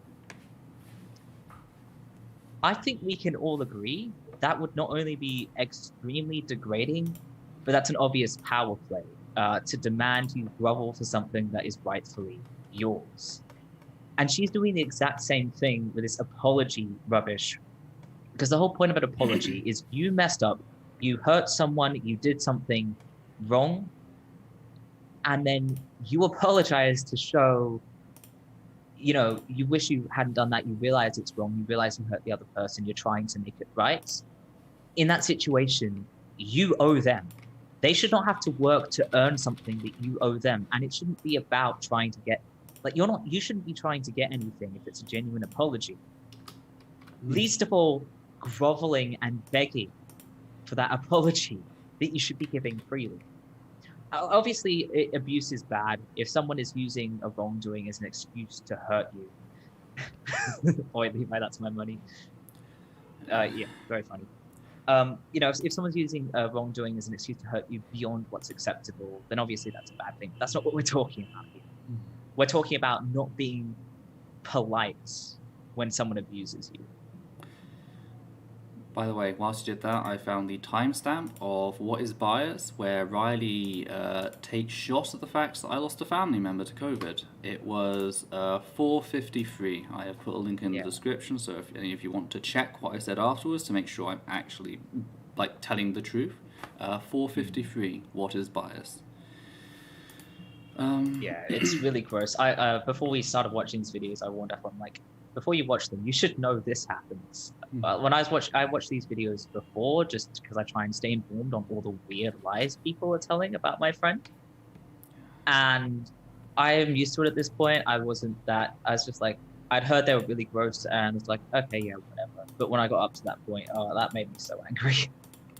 It's just, how gross do you have to be to try and criticize someone for not grieving it hard enough according to you, knowing nothing about the situation? Next thing, really, like another trick that's sort of used is this juxtaposition of sainthood is expected from the victim, whereas the abuser can do no wrong that can never be reconciled. You know, we saw that earlier today. Yeah, we saw that earlier today. I have to be the literal embodiment of a saint. You know, I have to be polite, I have to be respectable, I have to be calm, I have to be mannered, I have to be all this. You have to be patient. Oh, we saw that with Woodford. You have to be patient. You have to be understanding. You have to coddle the abuser. You know, if you show the slightest ounce of anger or humanity, that will be used against you. That completely incriminates your character. Like the slightest wrongdoing, even manufactured wrongdoings, are put under a microscope. Isn't it interesting? And they play these word games. Oh, according to the dictionary definition of the word, you Think about it. Why did she do her 3-part fucking series? Doing this. It reminds me of pre-sup apologetics. If you don't know what pre-sup apologetics are, pretty much they're apologetics that boil everything down to how can you know. If God doesn't exist, you can't know anything, and it's just meant to drag debate right down to basic epistemology, so it never gets anywhere, and you can never challenge anything substantial. She is doing specifically. Presuppositional apologetics means you presuppose that you assume that you're right from the beginning and nothing can change your mind. Yeah. She is doing the same here. That's why she drags it to such a degree that no one fucking cares. Like, when I state they're bigger and I can point that they've repeatedly harmed trans people in spite of being told that they are harming trans people and how they're harming trans people, most people can kind of understand that's a fucking bigger. But she drags it right down there. And it's like, can you prove that he's targeting trans people as a group for being trans? And it's like... But notice how she didn't do this fucking series on him accusing me of having an abusive personality disorder. Even though that's not a thing. Yeah. Like, you called this person a bigot? 3-part series, 2 hours. Oh, they said you have an abusive personality disorder. Well, you know, they said they're doing better. Just need to emphasize, a bigot is a thing that exists. An abusive personality is not. So already, Ethel's claim is leagues more likely than Xander's. But you watch Armchair Psychology, and Xander is like, oh, it kind of messed up a little bit, I guess. I just like when it comes to like defining. It's like fucking. When it comes to defining so bigger, one of the points of bigotry that she brought up was an unwillingness to change. It's like, well, I've quite clearly demonstrated that. Xander has been explained how his behaviours are transphobic and bigoted. He still does them. He doesn't give a shit. Oh, but don't you see, he said he didn't mean it, and he said that he's changed. But here's the thing. Her evidence of this in regards to the whole exploiting my abuse thing was to play a clip where he literally went, no, I wasn't saying that they have a mental health disorder and therefore they are abusive. What I was saying is they were abused as a child, that gave them a mental health disorder, and that makes them abusive. Literally just, he literally repeated my actual fucking issue with the original argument. And she goes, so we see, he has changed. Like that. And, you know... I forgot one thing to add on the apology. She suggests strongly that he give me an apology. I think it's a suggestion that you give Ethel an apology. That's it. And of course, she has to follow it up. I'm not sure if it's that video or the next one. It was that one with the whole, you can't go around like being aggressive about this. Yeah. So again, like, he is spared all the scrutiny I was. She could have done the same fucking series on him, but she didn't. She chose to do it on Actually, me. It completely misses the point too. Like, oh, this is how you get an apology. The point isn't to get him to say he's sorry. The point is to hold him accountable. If you have to grovel for it, then he's not being held accountable. It just completely misses the point. Like, the whole power dynamic behind that, they have the power there, so they're still abusing. And of course, this sort of like bleeds into the whole idea that things happen at the abuser's pace, but the victim is forced to hold to the demands of others. We saw this with Xander.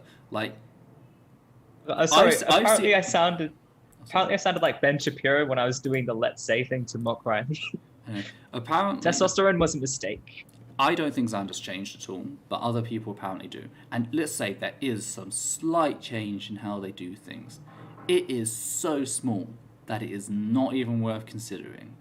It is so insignificant that you have to fucking dig for it.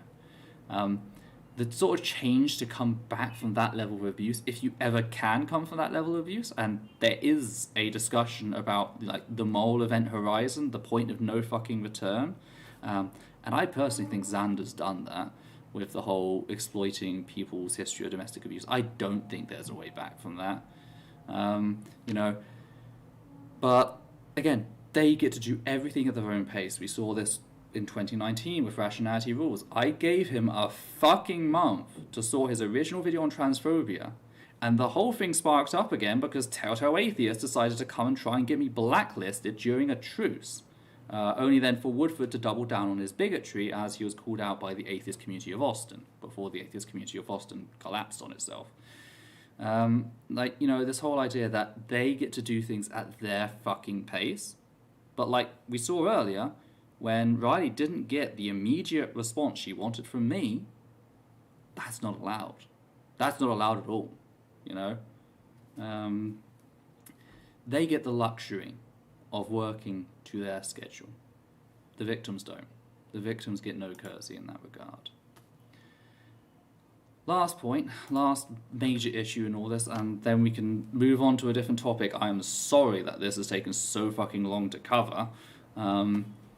But the last sort of major thing I noticed is the way that Riley conflates non-abusers with abusers. Riley asserts that my position is that cis people should not be allowed in trans circles. Why? Because I believe this one specific transphobic arsehole does not belong in trans circles. Like, this one cis arsehole does not belong in trans circles. And this just gets me every fucking time. Anytime you, like, criticize someone, oh, so what you're saying is so-and-so can't, like, do this. It's like, where have I said that? I said this one abusive piece of shit should not be allowed anywhere near things. And But, you know, you have to prove that he's attacking trans people as a group, but we can just assume you're attacking cis people as a group based on nothing because she doesn't like you. What annoys me as well is one of the questions she asks in, I think, the last video is there a space for cis people to lead trans discourse? No. And this is presented as a point against you. And like, I yelled at the screen. I'm like, no, is there a place for straight people to lead in gay discourse? Mm-hmm. No, fuck off. No, like, I'm happy for cis people to be in like trans communities or cis people in our Discord. Like, that's fine. Mm-hmm. Cis people are fine. You can't lead in issues that are not your own. Yeah. I'm happy for them to contribute to the discussion, but they cannot lead because they're not trans. They don't get it. Yeah. One more thing is I wanted to talk about, if you have something else to say, you can, but we just need to remember to also talk about her claim that you're trying to get kicked out of law school. Oh, right, yeah. I'll talk about that. Okay, you want go ahead. If you can go talk about that, I'm sorry. Yes, it's fine. Nothing to be sorry for. Okay, so one of the things, so what is bias? If you watch it, you realize the tone between in that video and the other videos is very different. She's very angry at Ethel in that video, much angrier than she's been at Xander Hall, even when Xander Hall, you know, did stuff she disagreed with. Almost like there's a bias there. It's basically an excuse to rant about how angry she is about various things. And one thing she gets angry about is this imagined reality where Ethel tries to get her thrown out of law school. And the reason why is because Ethel says, as a figure of speech, like very clearly in context, this is a figure of speech that she's acting as, not even that she is, but that she's acting as a defense attorney for Xander. And it turns out, like, this is not given any sort of consideration, the fact that maybe Ethel wasn't aware of this, because I didn't know about this until she blew up about it. Apparently, if someone thinks that a law student can act as a lawyer and takes legal advice from them, that person can get thrown out of school. So apparently, this could get her into a lot of trouble. Except,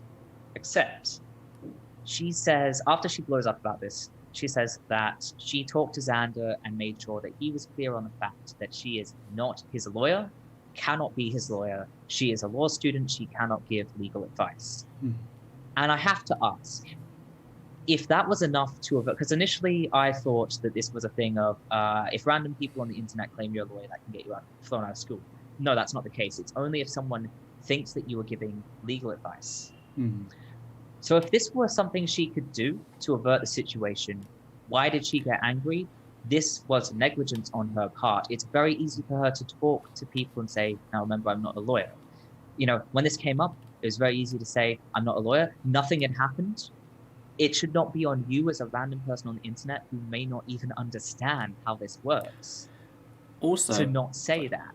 Also, yeah, go ahead. Important point. That was the vague tweet. I didn't even mention her name. I didn't mention it at all. She associated herself with it, and while she does cover it in the video, she conveniently cuts out part of the third and fourth paragraph where I go on to say, this reminds me of, among other things, defense lawyers defending their client no matter what. So again, it was very clear that I was talking in a very abstract context. She removes that latter part to make it seem like I was, to make her argument that I was suggesting she was acting as a lawyer stronger. And I know she saw those tweets because she responded to the fourth one, not the second one. And also, the sentence she ends on that she does show on the screen is at the start of the third tweet. So she knew there were more. She cut it out so her viewers wouldn't know. Now, I do have a sort of positive story to sort of end on. Is there anything else specifically you want to talk about? Yes. So here's the thing: it's not only that she was being. Two other things. One thing is that the vague tweet. The only connection between her and the vague tweet, the thing that's like, this is clearly about me, was she talked about the atmosphere effect in her video, and this was mentioned in the tweet. It's like, this is less than nothing. It was not worth throwing a tantrum about. She could have very easily just talked to Xander to make sure her bases were covered. She could have taken a modicum of personal responsibility. Instead, she decides to go on a massive tantrum and there are these horrible accusations at you and like accuse you of being malicious. It's just. And here's the thing. But here's the thing. If she had, she was acting as a defense attorney. I can prove this. You know why? In her videos, she explains how, as a law student, she is not allowed to apply legal principles. She is not allowed to give legal opinions. But because she treats this as an intellectual exercise, she really wanted to share and show off everything she's been learning in law school and apply these legal principles to this situation, even though this is not a court. And so she comes up with ARIA, the arbitrary rules of internet argumentation, which are based loosely on legal principles, but are not legal principles, so she can do whatever she wants with them. Now, she was kind enough to provide citations for the legal principles she was drawing from, and I looked some of them up. And they were exactly the fucking same. But there was one I remember specifically. She substituted case for, she substituted issue for case, and she substituted opinion for facts, I believe. Mm-hmm. Every other word was exactly the same. This was just the legal principle that she was choosing to apply to this non-legal situation. She was giving legal opinions, basically. She was basically teaching people legal principles and giving her opinions on them. So, you know, saying she is acting as Xander's defense attorney, is accurate. Because she was using legal arguments to defend him and treating this situation like it's a trial in a court of law. Yeah. Now, I know one of the accusations that some people who see this are going to come at me with, and that's the idea that, as earlier, the whole generalization of, oh, well, if you believe Xander Hall can't be redeemed, then you mean nobody can be redeemed. And it's like, no. And there's a very easy way to prove that. I have an ace up my sleeve, and his name is Rhetoric and Discourse. I'm sure many of you have seen Rhetoric and Discourse around. They are in our Discord channel. They are a wonderful person. They were there in 2019 supporting me for all that, etc. They supported you for Roll to Save as well. Yeah, they support me for Roll to Save as well. We played D&D together. They have been a brilliant friend, a brilliant ally, etc. I met him when he came at me during Gamergate. But here's the difference. He didn't target me and downplay what he did. He went away, improved himself, worked on learning about feminism and trans rights and everything like this, because he came after me on my very watered down video on feminism, because again, this is a period where I was just coming out as trans. I was trying to make myself as small a target in the Gamergate event as possible.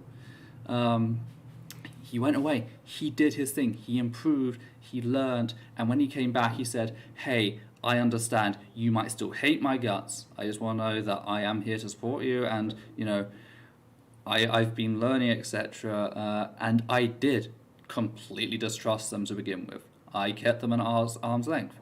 But through their actions, I saw a commitment to putting things right. And it took a few months for me to get there and trust him, but I got there in the end. So I am all for redemption, but you need to put the fucking work in. And I remember at one point he just came in and asked me, hey, do you want me to remove the video response that I made because I no longer agree with it at all? And I told him no, because I actually I think it does show your development of character, and it is still up there, and you can see my comments on there. So again, I do understand that a person can be redeemed, and other people are mentioning Dusty in the chat, etc. But you need to do the work yourself. And there are cases as well where I'm sorry, but if you have exploited a person's abuse or inflicted eating disorders, etc. on them, there is a point, there is that like moral horizon, event horizon where you just can't return from. And with Xander Holt, I do think that is the case. I will never forgive them for exploiting my history as a survivor of domestic abuse, and I will never trust anyone who does. I'm sorry. And I know that other people go, oh, it's guilt by association. No, you have no idea just how much that fucked with me. And I just, that is an act I cannot forgive. There are just some things you do not go for. And I'm very close to declaring the same on the whole going after the fact that I had just lost a family member to COVID in Riley's case. Because here's the secret about the people who want to redeem abusers. A lot of them are abusers themselves. It's like an endless game of telephone. Riley is abusive and wants to cover for Xander. Xander is abusive and wants to cover for Kalvin. Have you noticed that? It's very interesting how there's all this talk of being civil and respectability politics, and you have to be nice to get what you want, but she'll just come at your grief. One of the most horrible things that can happen, you're losing someone you love. Yeah, and not being just able to treat be it with like them. Like I knew the facts that thankfully she had one of our family members there, but because he agreed to then like quarantine himself for weeks after, because he's married to a nurse and they have a child, and like, you know, that's two risks he couldn't do. So he is like, okay, we can't let Tantanel die on her own, so, you know, I'm gonna be there for her at her last moments. You know, no one else was there. My mum couldn't be there. Like, she was stuck in the UK. This is my Dutch family. You know, I'm in India. I have, like, I couldn't go see my mum. I couldn't be with her. But yeah. But she just did it so casually. And, you know, that's what sold it. If you just pretend like you're not doing a horrible thing, a lot of people will believe you. Yeah. If you do it whilst putting a face and following it with a smile. And pretending like, oh, clearly there's some dishonesty going on here because of arbitrary framing device. Before we move on, is it okay if we end on a lighter note with a tiny bit of pointless dunking on Riley? Okay. One other thing I nearly forgot about is she does this whole thing of there are two standards of evidence in court. There's preponderance, there's beyond a reasonable doubt, which you use for things that involve like prison time or something. Mm-hmm. And then there's preponderance of the evidence, which is for stuff that doesn't involve prison time. Like and fines. Yeah, I'm not sure which one of these to use in this situation. Because Xander might say that, like, Ethel is trying to cancel them. It's like, well, that's quite clearly financial, so that would come under the fucking preponderance of evidence. It's like, do you own a prison we don't know about? Yeah. And I decided to be a smart ass on Twitter, and I just replied to that tweet with Ethel's prison and a picture of a bird cage. Mm-hmm. I'm terrible. And I realize we have gone for like 2 hours just on that topic. This is going to be a long ass stream. 2 hours? It's God. 2 hours. I shouldn't be surprised. I think it's all needed to be said though. Yeah, especially because like this shit keeps happening to you and now to me as well. And we never actually talk about how it affects us, and we never like open up about like, hey, did you know that we're people? They always talk about how much it hurts them. Yeah. You know, Riley had that whole thing about, oh, this is so hard for me. I've got exams and stuff, and like, I had a whole Woodford thing. So. Yeah, it's like no one asked you to make this video, bitch. You could have just done your exams. And it's interesting, like, I'm returning to the topic later to make a video, and I'm kind of using this zone as like a spitball area to see like what arguments people respond to as well. Yeah. I'm doing this like nearly a year later, well, probably half a year later. Like, you can go away and come back to saying. Yeah, like during the whole Woodford thing, they were all talking about how horrible this was for them, and my friend is such a good person, and all this Oh humanizing God, Rachel Oates stuff. complaining about the fact that Woodford missed her like talk because apparently he had to go talk to somebody that may have possibly been asking them about me. Yeah, It's like, and we never do that because I don't know why. We never do, and because the moment I do, people always just go, "Oh, you're just trying to play the victim." Yeah, that's Again, true. the victim, like the abusers, get all of the accommodations in the world, but that is And like this happens everywhere too. This isn't just the internet. Like I recognize all the abusive shit we're seeing on the internet, all of the tactics used by the alt-right and the Nazis and stuff. None of this is new. I recognize all this shit from growing up. Every single bit of it. It just feels like my childhood over and over and over again, because it's all the same fucking shit. You know, people talk about the fact of rape culture, and yeah, rape culture exists, but rape culture is part of a much bigger picture, which is abuse culture. A culture that teaches people to gaslight, to darvo, to, you know, silence victims and praise abusers. You know, everything just feeds into this constant narrative. Oh, sorry about that. We've gone for so long, I'm getting the alarm on my tablet. Do you want to lead on to your topic now? I have to swallow this tablet, otherwise I'm going to forget. Okay. And I have to split it in half because it's annoying. I'm sorry. I'm so sorry. I did not realize this would go. Not a problem. I'll keep talking. I specifically picked 9 o'clock because I'm thinking, oh, the stream is at 7. By 9, that will. Come to think of it, 2 hours probably isn't enough for a regular stream. But if anyone has any questions, you can always post them down below. If you appreciate what we do here on the channel, please do support us via Patreon or donate whatever you can. $1 to $2. It really all helps. It keeps us running. The other thing is, like, if we have a lot of small donors, if you leave, it's not as big a concern. It's not like we're relying on one person for a fifth of the income.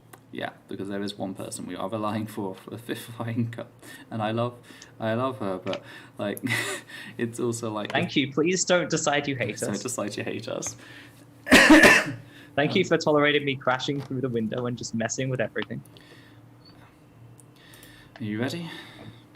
Sorry, I'm figuring out which box to put the other half of the tablet in. Okay. I'm so sorry, everyone. Nothing to be apologised for. Take your meds. Everyone, take your meds and drink water, please.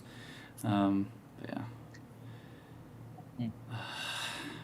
Is Abigail still transphobic? Yes, there is internalized transphobia. None of my arguments in previous discussions were reliant on them being cis. I did know other people disagreed. Like, there were trans people who believed trans people could make these kind of jokes. I acknowledged them. I disagreed with them.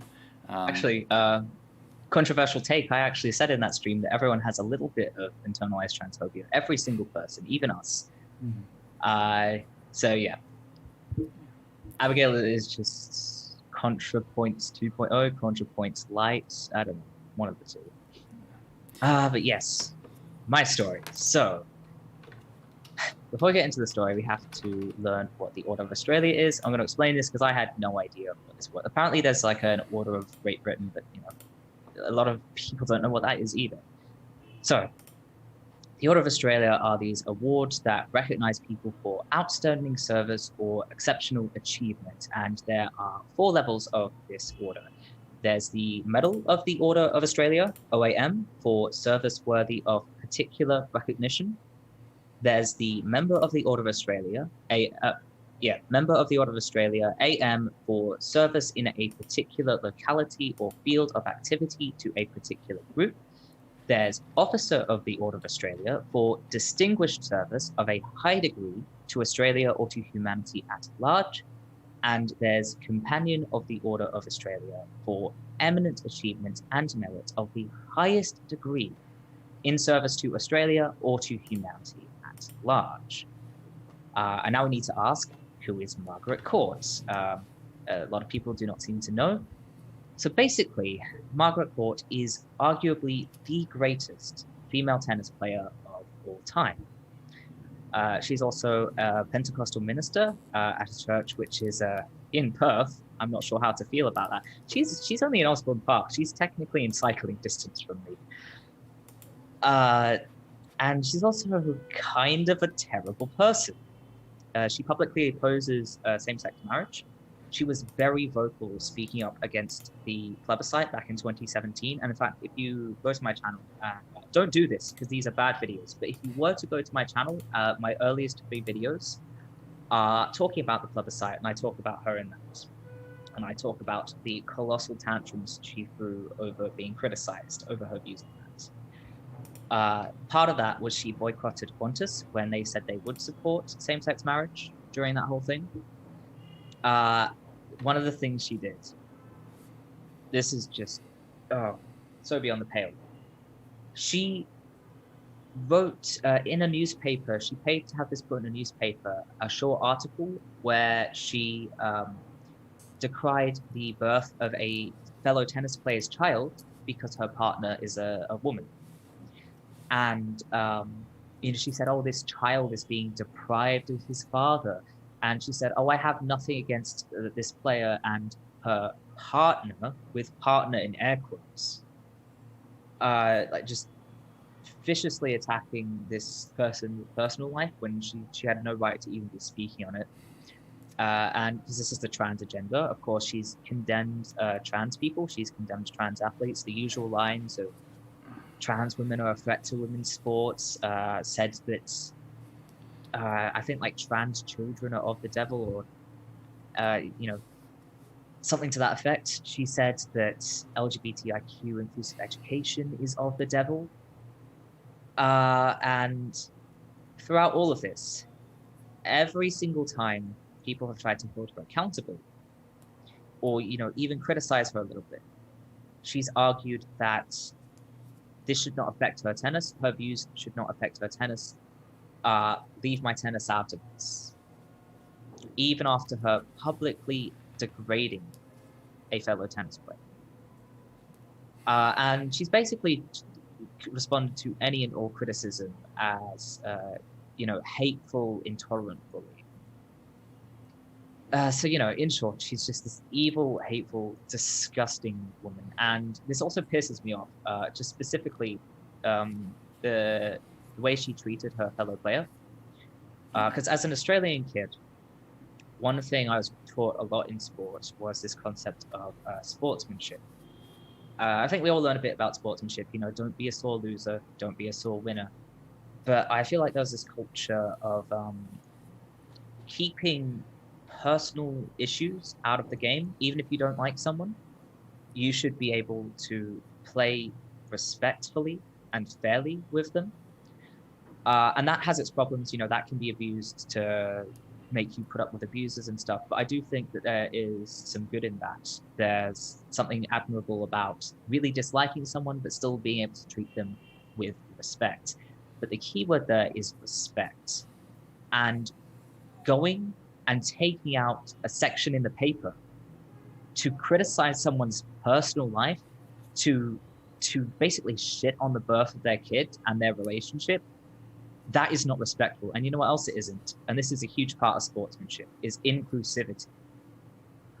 So she's expecting this sportsman-like behavior of keeping issues with her views out of the tennis and respecting her tennis. But she will not in turn give that same sportsman-like behavior of treating people with respect and respecting their personal lives, because it is, when her entire relationship with this person is just on the tennis field.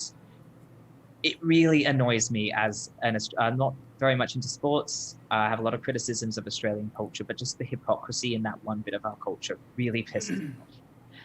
That's how it always but is. yes. It's the same as like the whole censorship.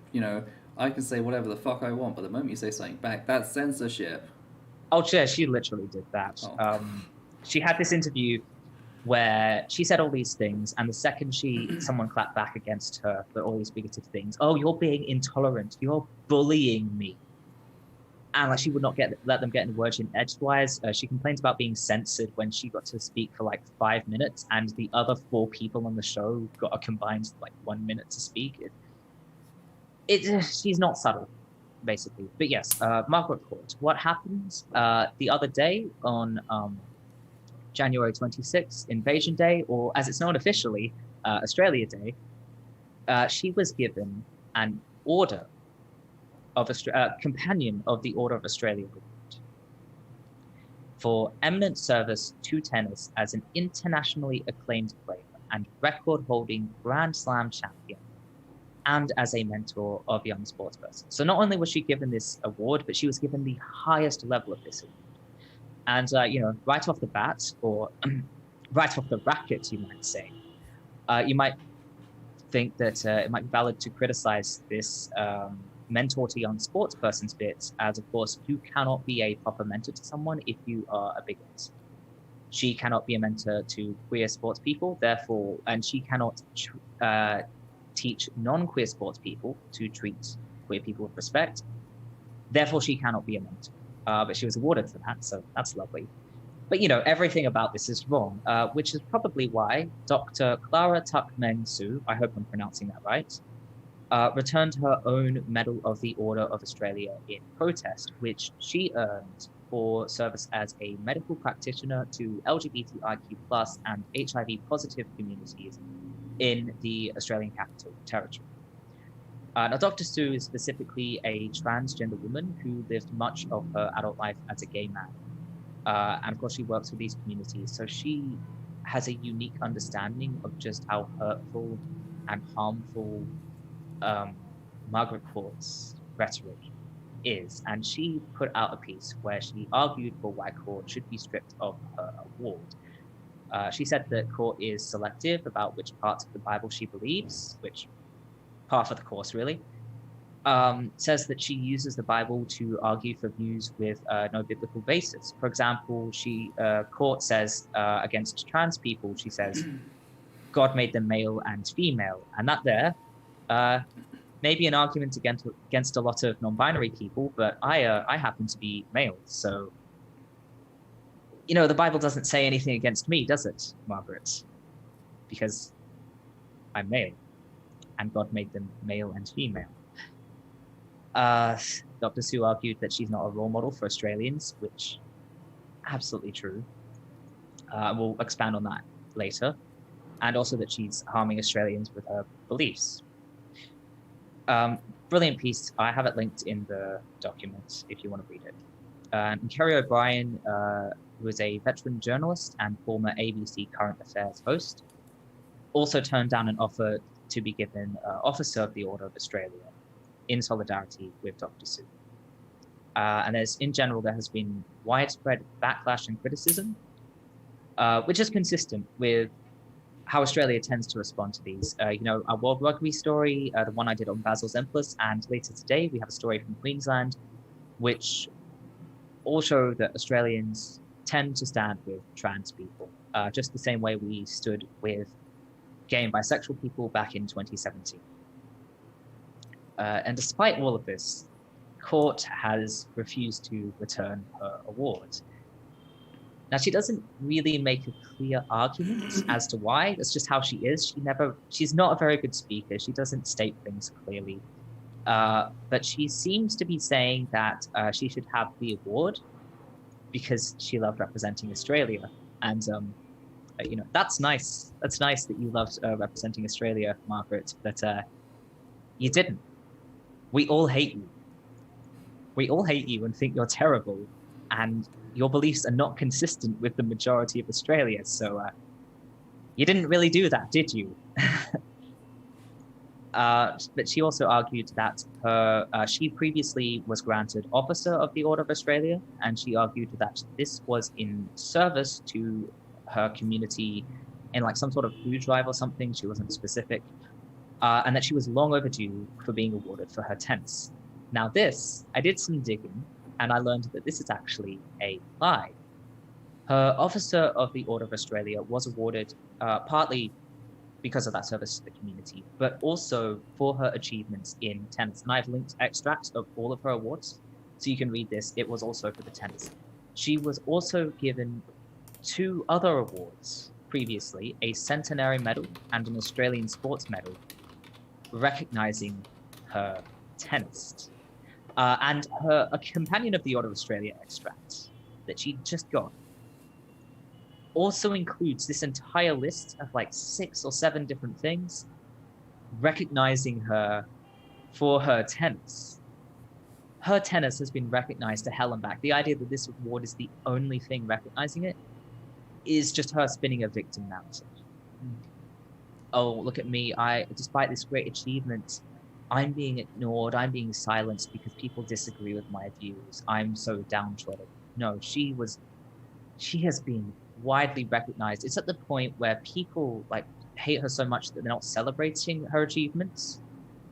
However, they're still recognizing them because it is still a fact that she is arguably the best tennis player, women tennis player in the entire world. So she's being recognized. We just don't like her when we do it.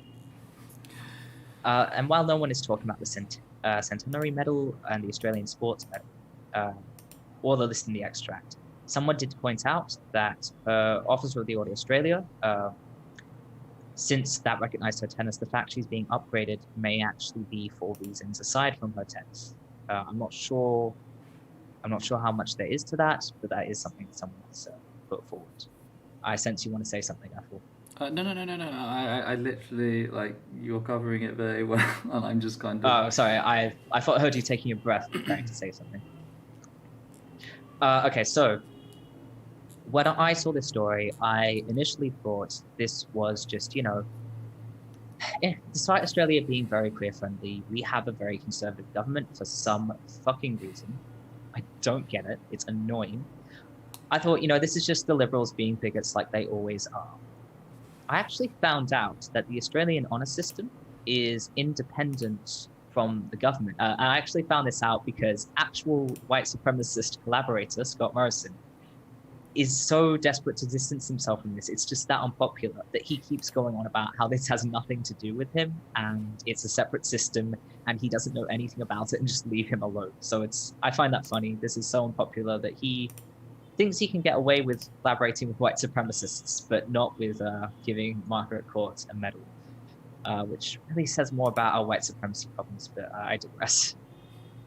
I also found out in my research that not only Labour MPs, but also Liberal MPs want to change this honour system. And this has been sparked because of Court's award, but there have been long-standing problems with racist and sexist biases, a lack of First Nations people, lack of women getting lower awards even when they do get awards. And so because of this and also Court's award, people have been saying the system doesn't work. We need to look into why it doesn't work and change it. It's never worked the way it's meant to. So basically, the people don't want this. We're really mad about this. The government doesn't want this. They're not so much a fan of how angry people are about this. And yet here we are, stuck with this horrible decision that no one likes, not even actual white supremacist collaborator Scott Morrison. And it got me wondering why. If no one wants this, why is it happening? Why isn't anyone stopping this from happening? We're all really upset. And I can't give you any answers on that, I'm afraid, because there's no information on how the process works. It's all shrouded in mystery. But I do think it speaks to not only the immense power of systemic issues, but just how difficult they are to change and challenge, even when we're all on board, even when we all agree. There are so many problems in the world, especially with transphobia, where the majority of people are against this and think it's just terrible and don't want it to happen. And yet it happens anyway, and it doesn't seem there's anything we can do about it. And it seems to go back to systems that were laid down many, many years ago, that have been chugging on for a long time, that we just cannot figure out how to change because of how insidious they are. Yeah. It's one of those absurd situations where, yeah. At least it's only a medal this time. Okay, I really do not have anything to add to that, so shall we just continue soldiering Hey, forward? I got to monopolize some time. It's a big help to have you, talking about things. Oh, oh, you said a nice thing about me. Yeah, I did. I'll have to take it back later. So the next story is the Care Quality Commission finds GIDSs, or Gender Identity Development Services, inadequate. So this sort of extends on everything that has been happening in the UK in regards to GIDSs, which are services that primarily work to support trans youth in their transition, whether that be social, legal, or medical. And they were being investigated by the Care Quality Commission, which found a number of interesting things and noted them to be inadequate. Specifically in regards to, let's have a look, the number of assessments a person is going through.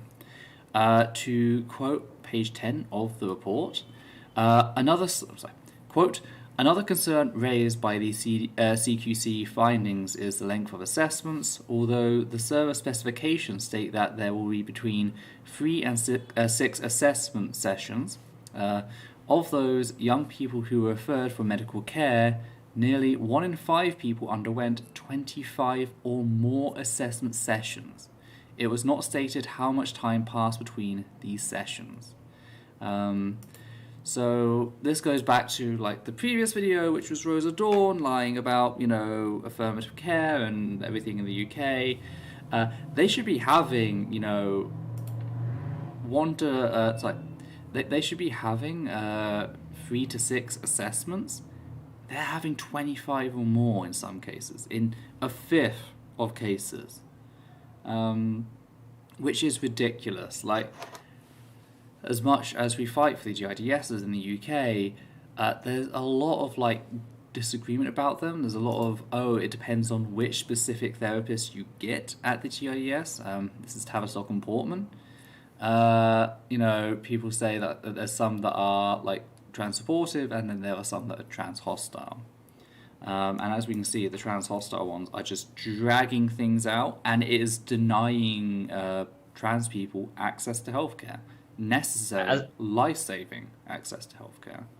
As someone who's gone through medical transition, I can tell you don't need 25 assessments. Mm-hmm. It would be a very rare case where someone might legitimately need 25 assessments, and they would have to be on a knife's edge about it. Yeah. You don't need that many assessments. And what's more is that stretches everything out, and the result of which is, as noted in Access on page 16, the service, quote, the service was difficult to access. There were over 4,500 young people on the waiting list for the service. Young people often waited over 2 years for a first appointment. That's ridiculous. 2 years is the difference between reaching the age of medical consent and reaching adulthood. Yeah. I talked about the wait periods in my video on Rosa Dawn, and the thing is, I kind of had to patch things in because they didn't distinguish whether these were wait periods for adults or wait periods for youth. It seemed to be in relation to youth, but I wasn't certain, and now I can see that this is youth. Youth has wait periods of up to 2 fucking years for people, and all that time they're receiving zero support.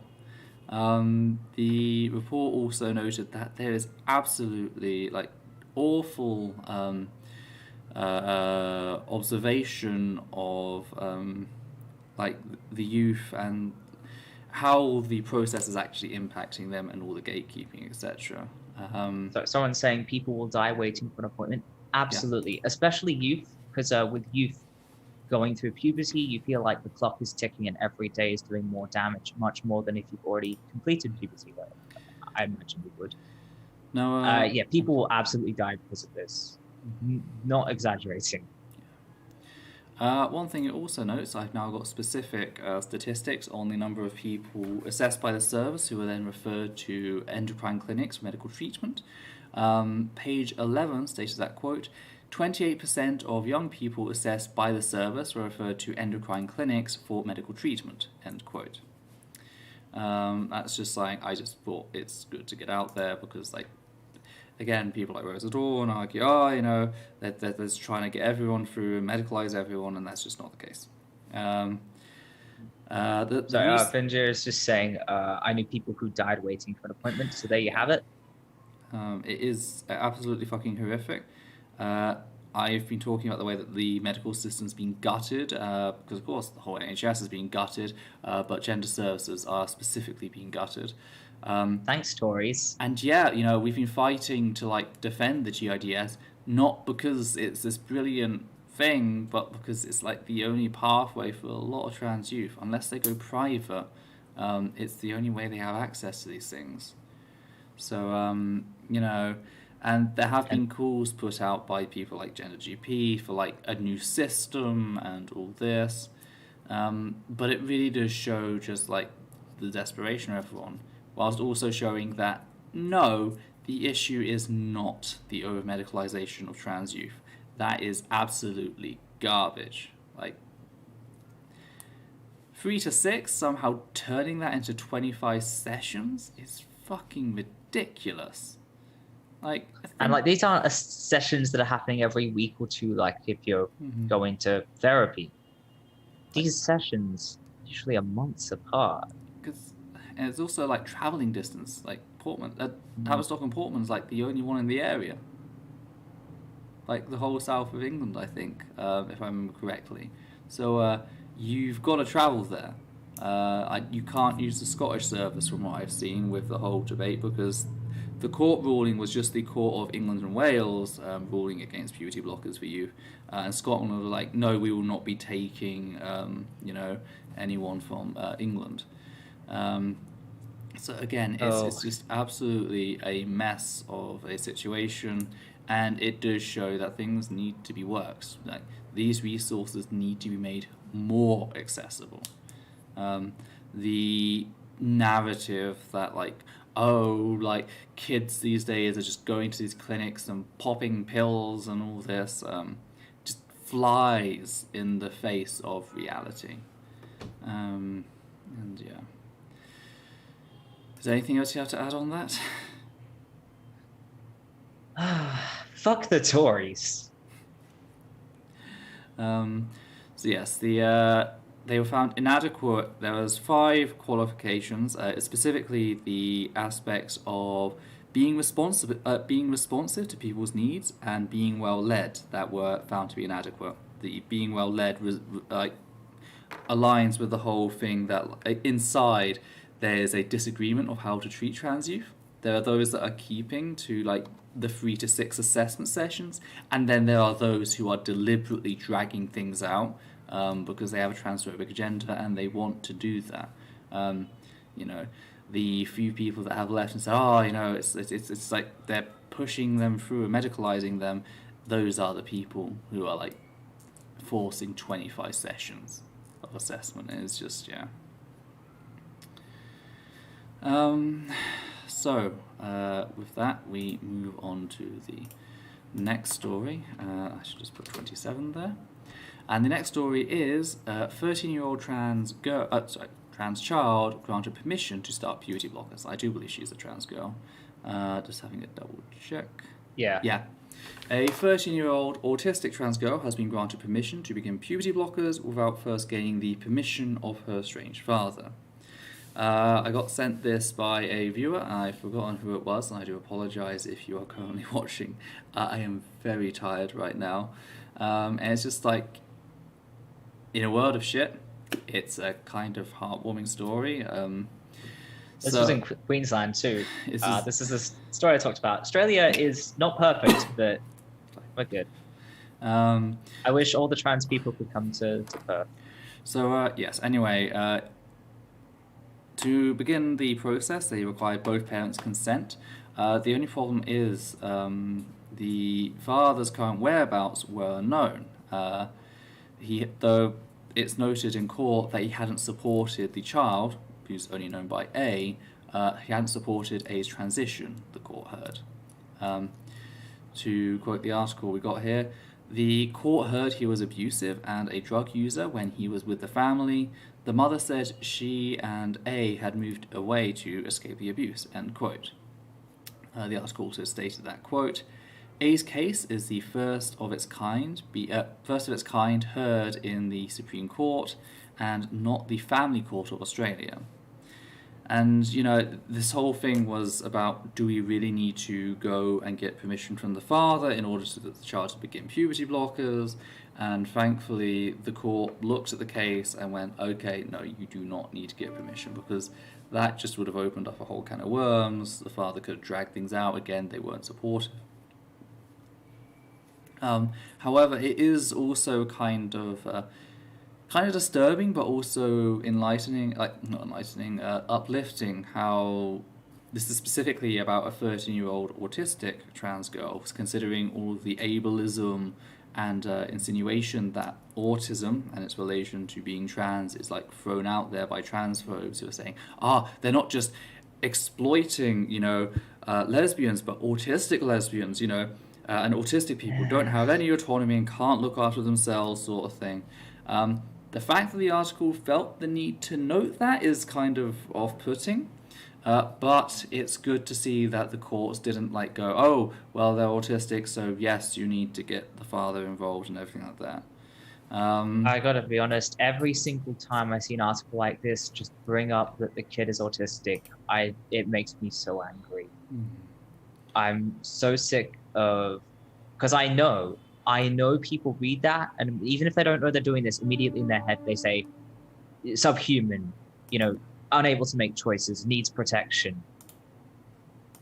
And I've talked about this before, but I had to protect myself growing up. I could not rely on anybody. So the idea that autistic people don't know what's good for us or what we need, or how to protect ourselves, I did a pretty damn good job for a confused, abused kid. Autistic does not mean incapable. Yeah.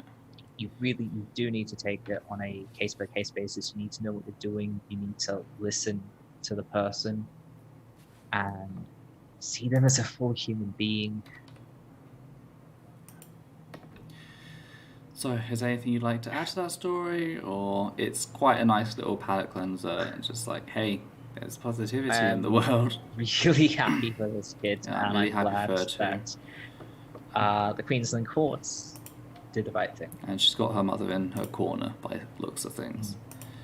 And I'm glad that her abusive father is not anywhere near her. That's also a very good thing. It just sounds like a lot of good things for this kid, which is great with everything that's going on in the world.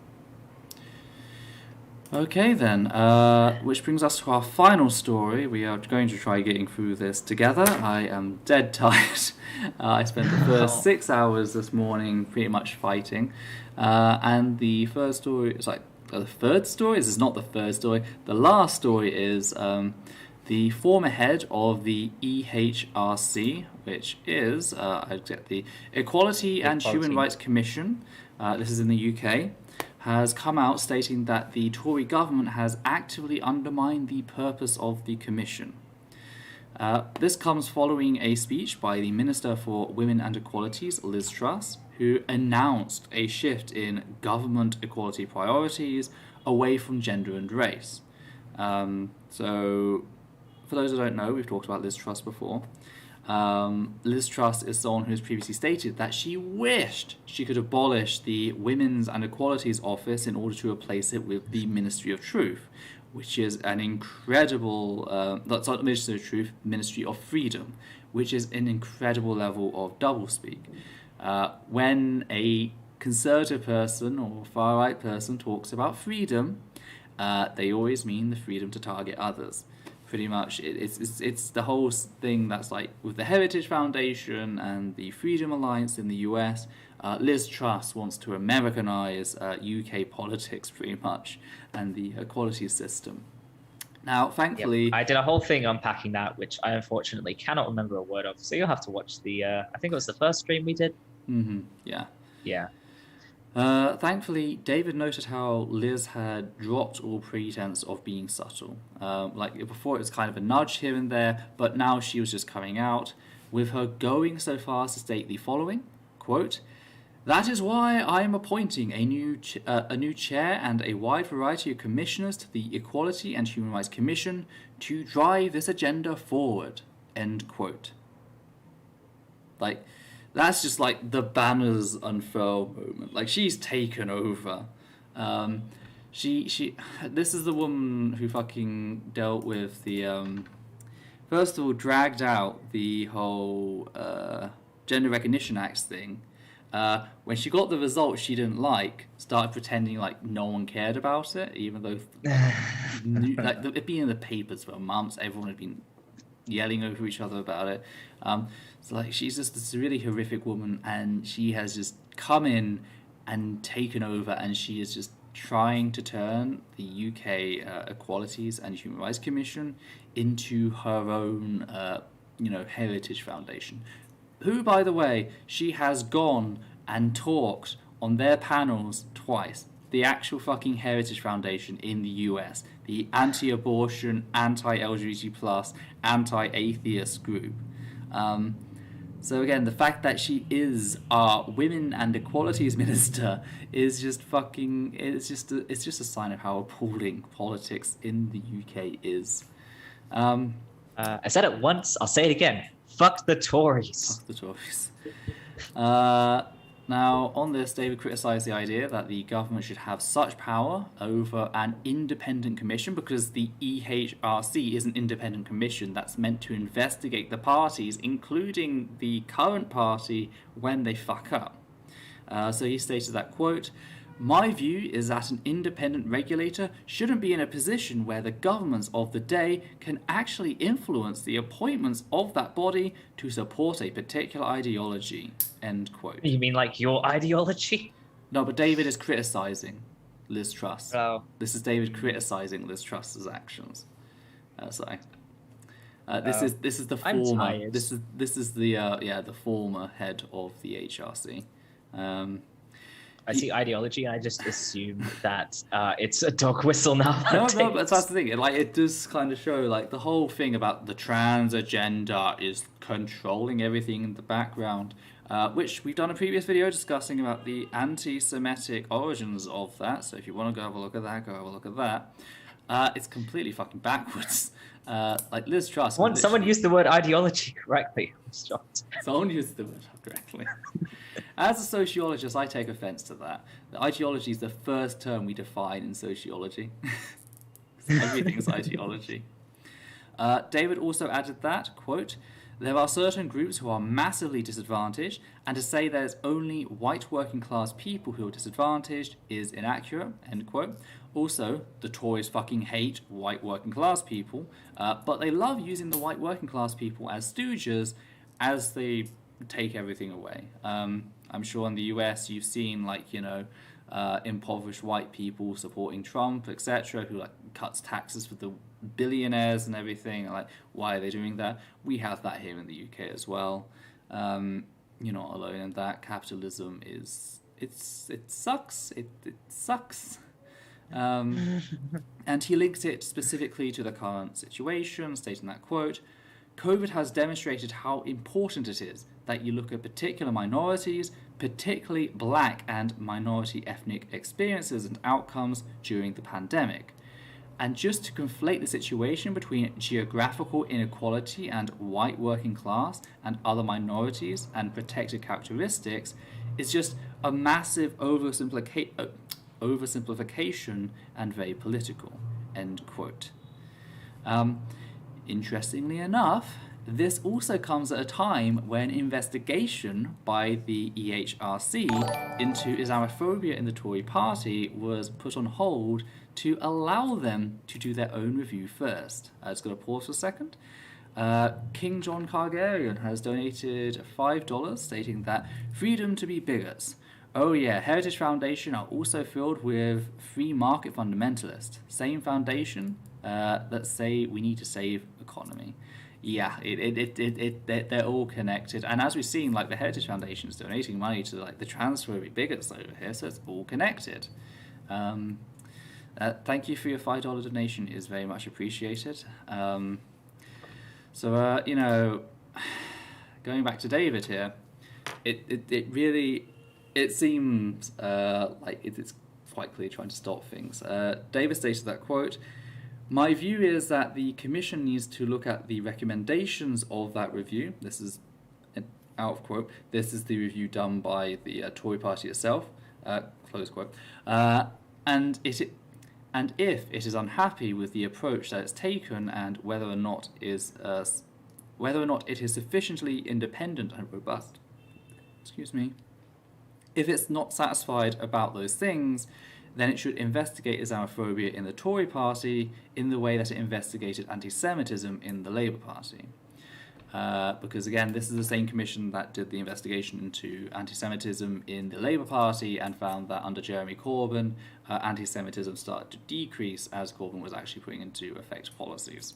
But then when Keir Starmer came in, he blames the anti-Semitism on Corbyn. It's kind of like, okay, that's not what the report said. That's one way of looking at things. That's an interesting take.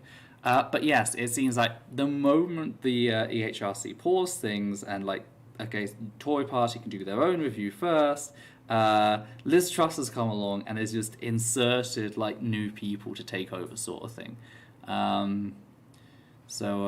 Yeah, it's just, it is such a horrific abuse of power. And as far as I see, no one's stopping her. She's just getting away with it. It's just, yeah. There's always been anti-Semitism in the Labour Party. I'm just saying, someone's saying, like, I remember when anti-Semitism wasn't in the Labour Party. I'm going to tell you, anti-Semitism has always been in the Labour Party. It is a anti-Semitism has always been everywhere. Part of British culture. It wasn't called out. That was the difference. So I'm just pointing that out. Anti-Semitism is, I have been learning from my friend who's Jewish, anti-Semitism is kind of everywhere. Mm-hmm. It's just one of those things that's everywhere, unfortunately. Very unfortunately. Please listen to Jews. Like it's a whole thing. Yeah. I'm not gonna. I'm not even gonna pretend like it isn't a fucking. It wasn't an issue. There's anti-Semitism on the left. Okay. Here's a real hot, spicy take for you, a secret, if you will. My gift to you. Labour fucking sucks. The Labour's one saving grace is that they're not the Tories, or in Australia, that they're not the Liberals. That is the one good thing about Labour. Everything else is shit. Labour is the part... Okay, Liberals/Tories are the party that fuck everything up. Labour is the party that just keeps doing the same thing. If we want things to get better, we need to go further left. There we go. That's my gift to you. Is the most Marx was basic rundown. We can't forget the Jewish question. You know, on the Jewish question, Marx's essay.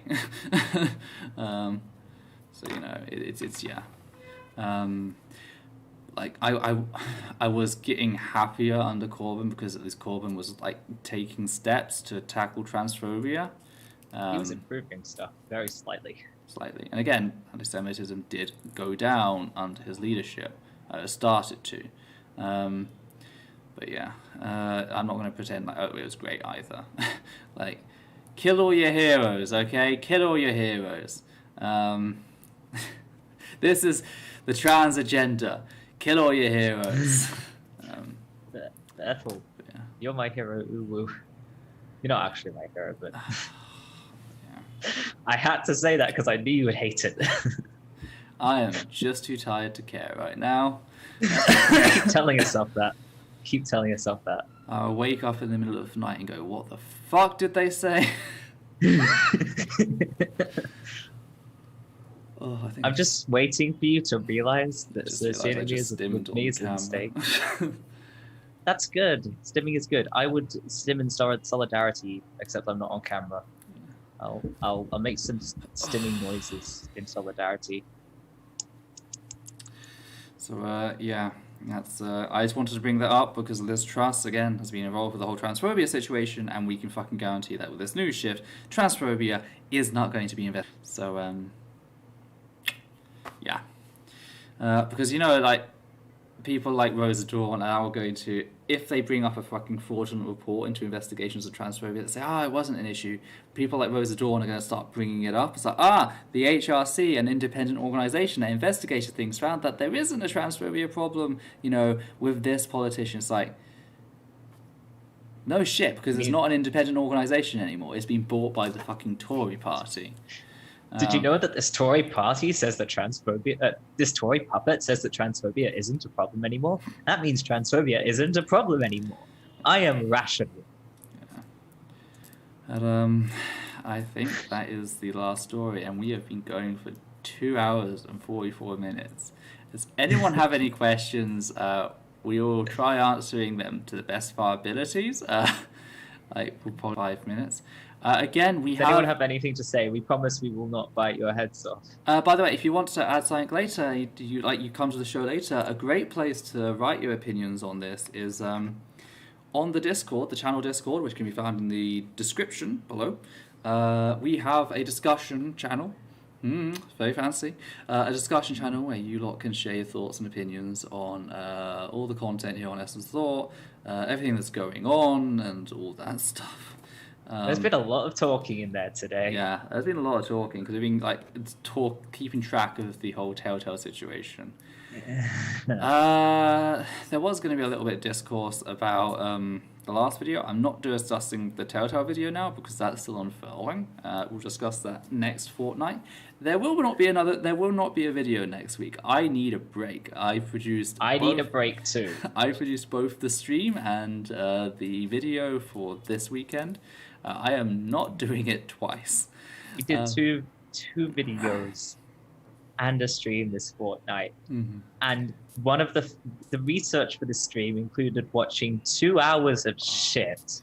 Yeah, but again, I'm also doing that one for future videos, so where the thoughts will be tied up nicer and more robust. We had to spend 3 days watching those videos right before the stream. Yeah. Anyway, but yes, the Rosa Dawn video, it seemed to go down well. People seemed to enjoy it, but covered a lot of topics, a lot of information there. Didn't get shared as much as I'd hoped, but that's just the way it is sometimes. I think I overestimated Rosa Dawn's significance to the online vlogosphere. Yeah, she's not Blair White. I'm just currently looking to see if there's any questions popping up. I'm not seeing any questions.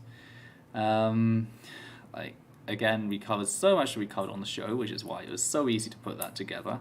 I say so easy. I recorded that over 4 hours. It was absolutely. But when you showed me all the recordings you'd done, I decided to be a smartass. Am I looking at a beach? Because that's a lot of WAFs. Yeah. Terrible puns. But yeah. Hey, you do it to me. No, I don't. You brought this on yourself. You taught me to be this insufferable.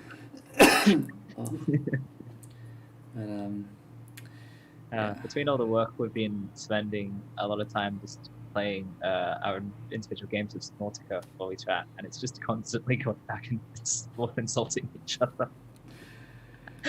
That's great.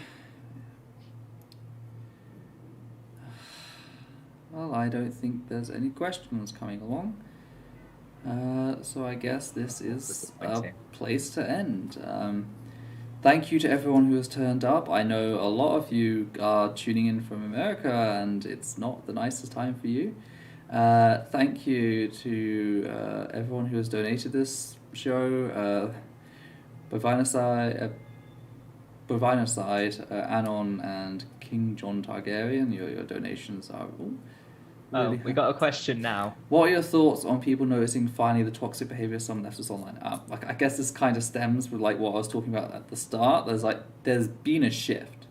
Like the shift on Kalvin didn't actually start with Brennan. In Mo's video, one of the things they know is the fact that the first video response to Kalvin that didn't get dogpiled, that actually had higher positive to negative ratings, was Corviday's, which is why I've linked Corviday's video down below. But like then with Brennan coming out, and Mo coming out and covering everything, you know, the whole discourse has shifted. I've seen that Zanderhal is kind of like they're quite visibly becoming worried about their position and things, because people are finally calling out not just the exploitation of victims of abuse, alienating said victims from their trauma. It's this really sick rendition of like abuse libertarian capitalism, if you will. You know, coming in and just exploiting people's trauma for content. No respect, no report, no verstehen. Riley has this as well, with a whole disgusting, I didn't even watch Brennan's video on the issue, but I'm going to talk about how Kalvin is a great person anyway. I haven't seen a move like that since Anra. That's a joke about half my audience is going to get.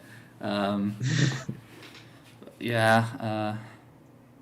It's very interesting how she doesn't have to know the victim story to comment on Of course, yes. I've also seen Corviday's been in Xander's targets recently, crosshairs recently, because Corviday is finally feeling free enough to talk about things. The experience of Zanderhal. They've been gaslit by Zanderhal quite a bit, even though they went on the stream, the debate, they did that thing. They did the whole shtick Zanderhal was trying to bully me into doing, and it still wasn't enough. They were... I watched that. They were so, like, the kid gloves were so soft. But, so soft. But because, like, someone's telling Zanderhal no, and that's just too much. It's the same as when you tell him not to use slurs. Like, he is just so used to getting everything. He can't be denied anything. Like, so the moment you tell him no, that is abuse to him. That's what he thinks abuse is. Telling him no, setting your boundaries, setting your standards, saying you do not cross this line, that is Zanderhal's definition of abuse.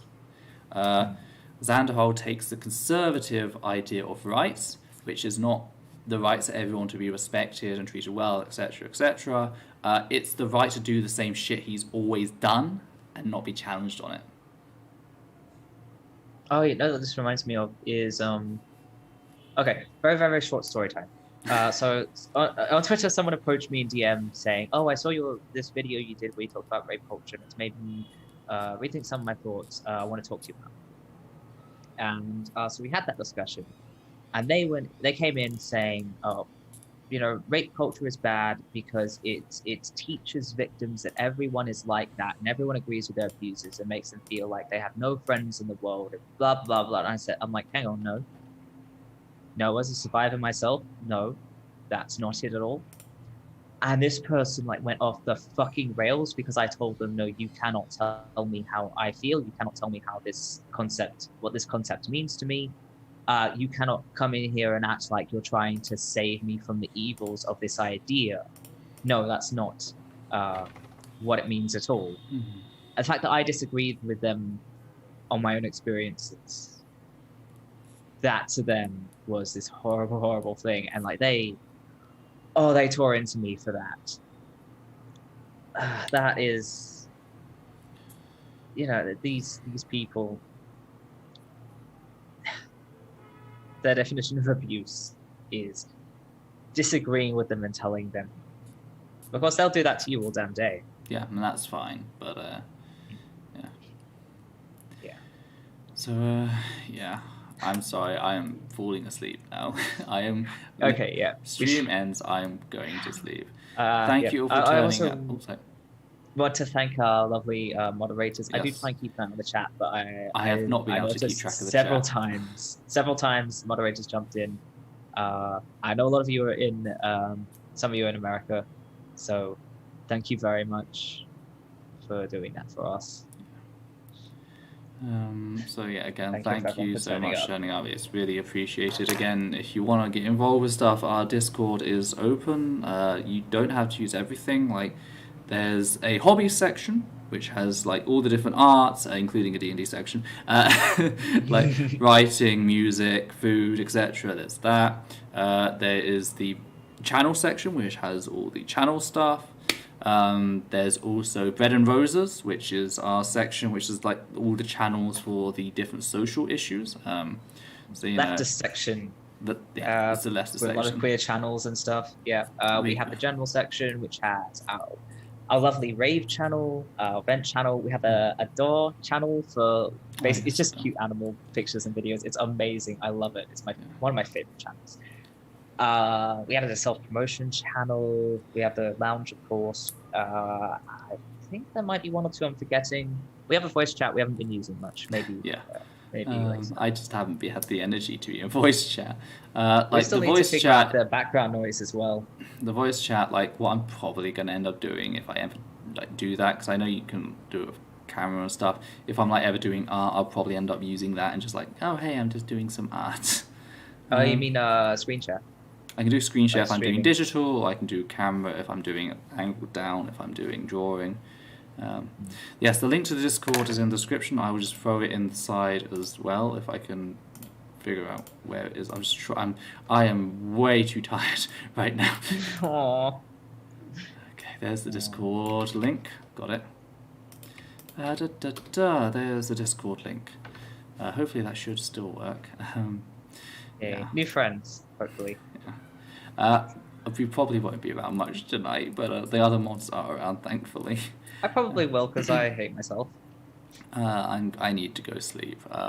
Like even before the stream was just like the fight and flight response going on and off all morning. Like I had some really nasty shit thrown at me. One of Telltale Atheist defenders actually sexually harassed me, thinking that would be a wise move.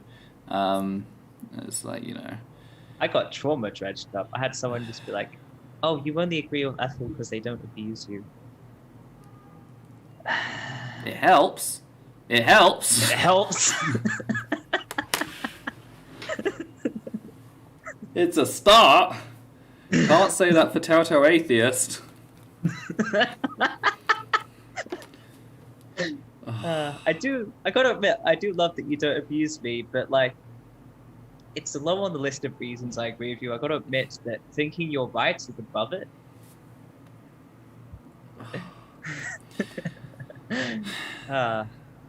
You know, the whole reason you left Rachel Oates' audience is because she abused you.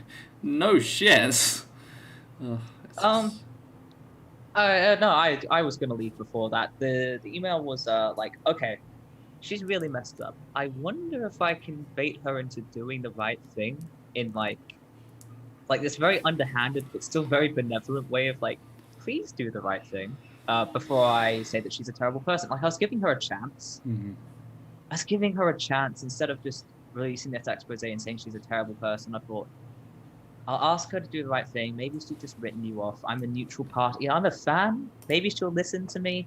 She wants to do good things for people. I'll say, oh, you know, I want to feel safe. I don't. And like maybe, and no, she veered like hard away from all of that. I was just like, no, I will not do this. How dare you? I will abuse you. But I'd already done my own research because you said something about her that seems out of character from what I knew about her from watching her videos. And I'm like, that seems weird. Up until now, you've given really clear sources and really clear descriptions. Like I've always known everything that's going on from watching your videos, and this seems vague. I'll have a look. And I had a look, and it was so much worse than I thought. Like, I have to do something about this. So yeah. Anyway, every time I've defended you, it's always just because I think you're right based on my own research. That's all it is. but you have no autonomy. It all goes back to your views. Yeah, Anyway, of course. we're going to keep going in circles, aren't we? Thank you all for turning up. It is really appreciated. I will leave Thanks the for listening stream. to us vent. I will leave the stream running for a few minutes. Some people are coming back. The stream is still going. We're back. We are ending the stream. We are literally doing We're it. neurodivergent. We're bad at saying goodbye. Yeah. But anyway, we'll leave it running for a few minutes so all of you can say goodbye in the chat. And with that, thank you for turning up. I know it's been a really heavy show and a really long show at that. So again, thank you, and we'll see you around. So take care. Take care now. Take care now. I'm too tired. Go to bed. Will do.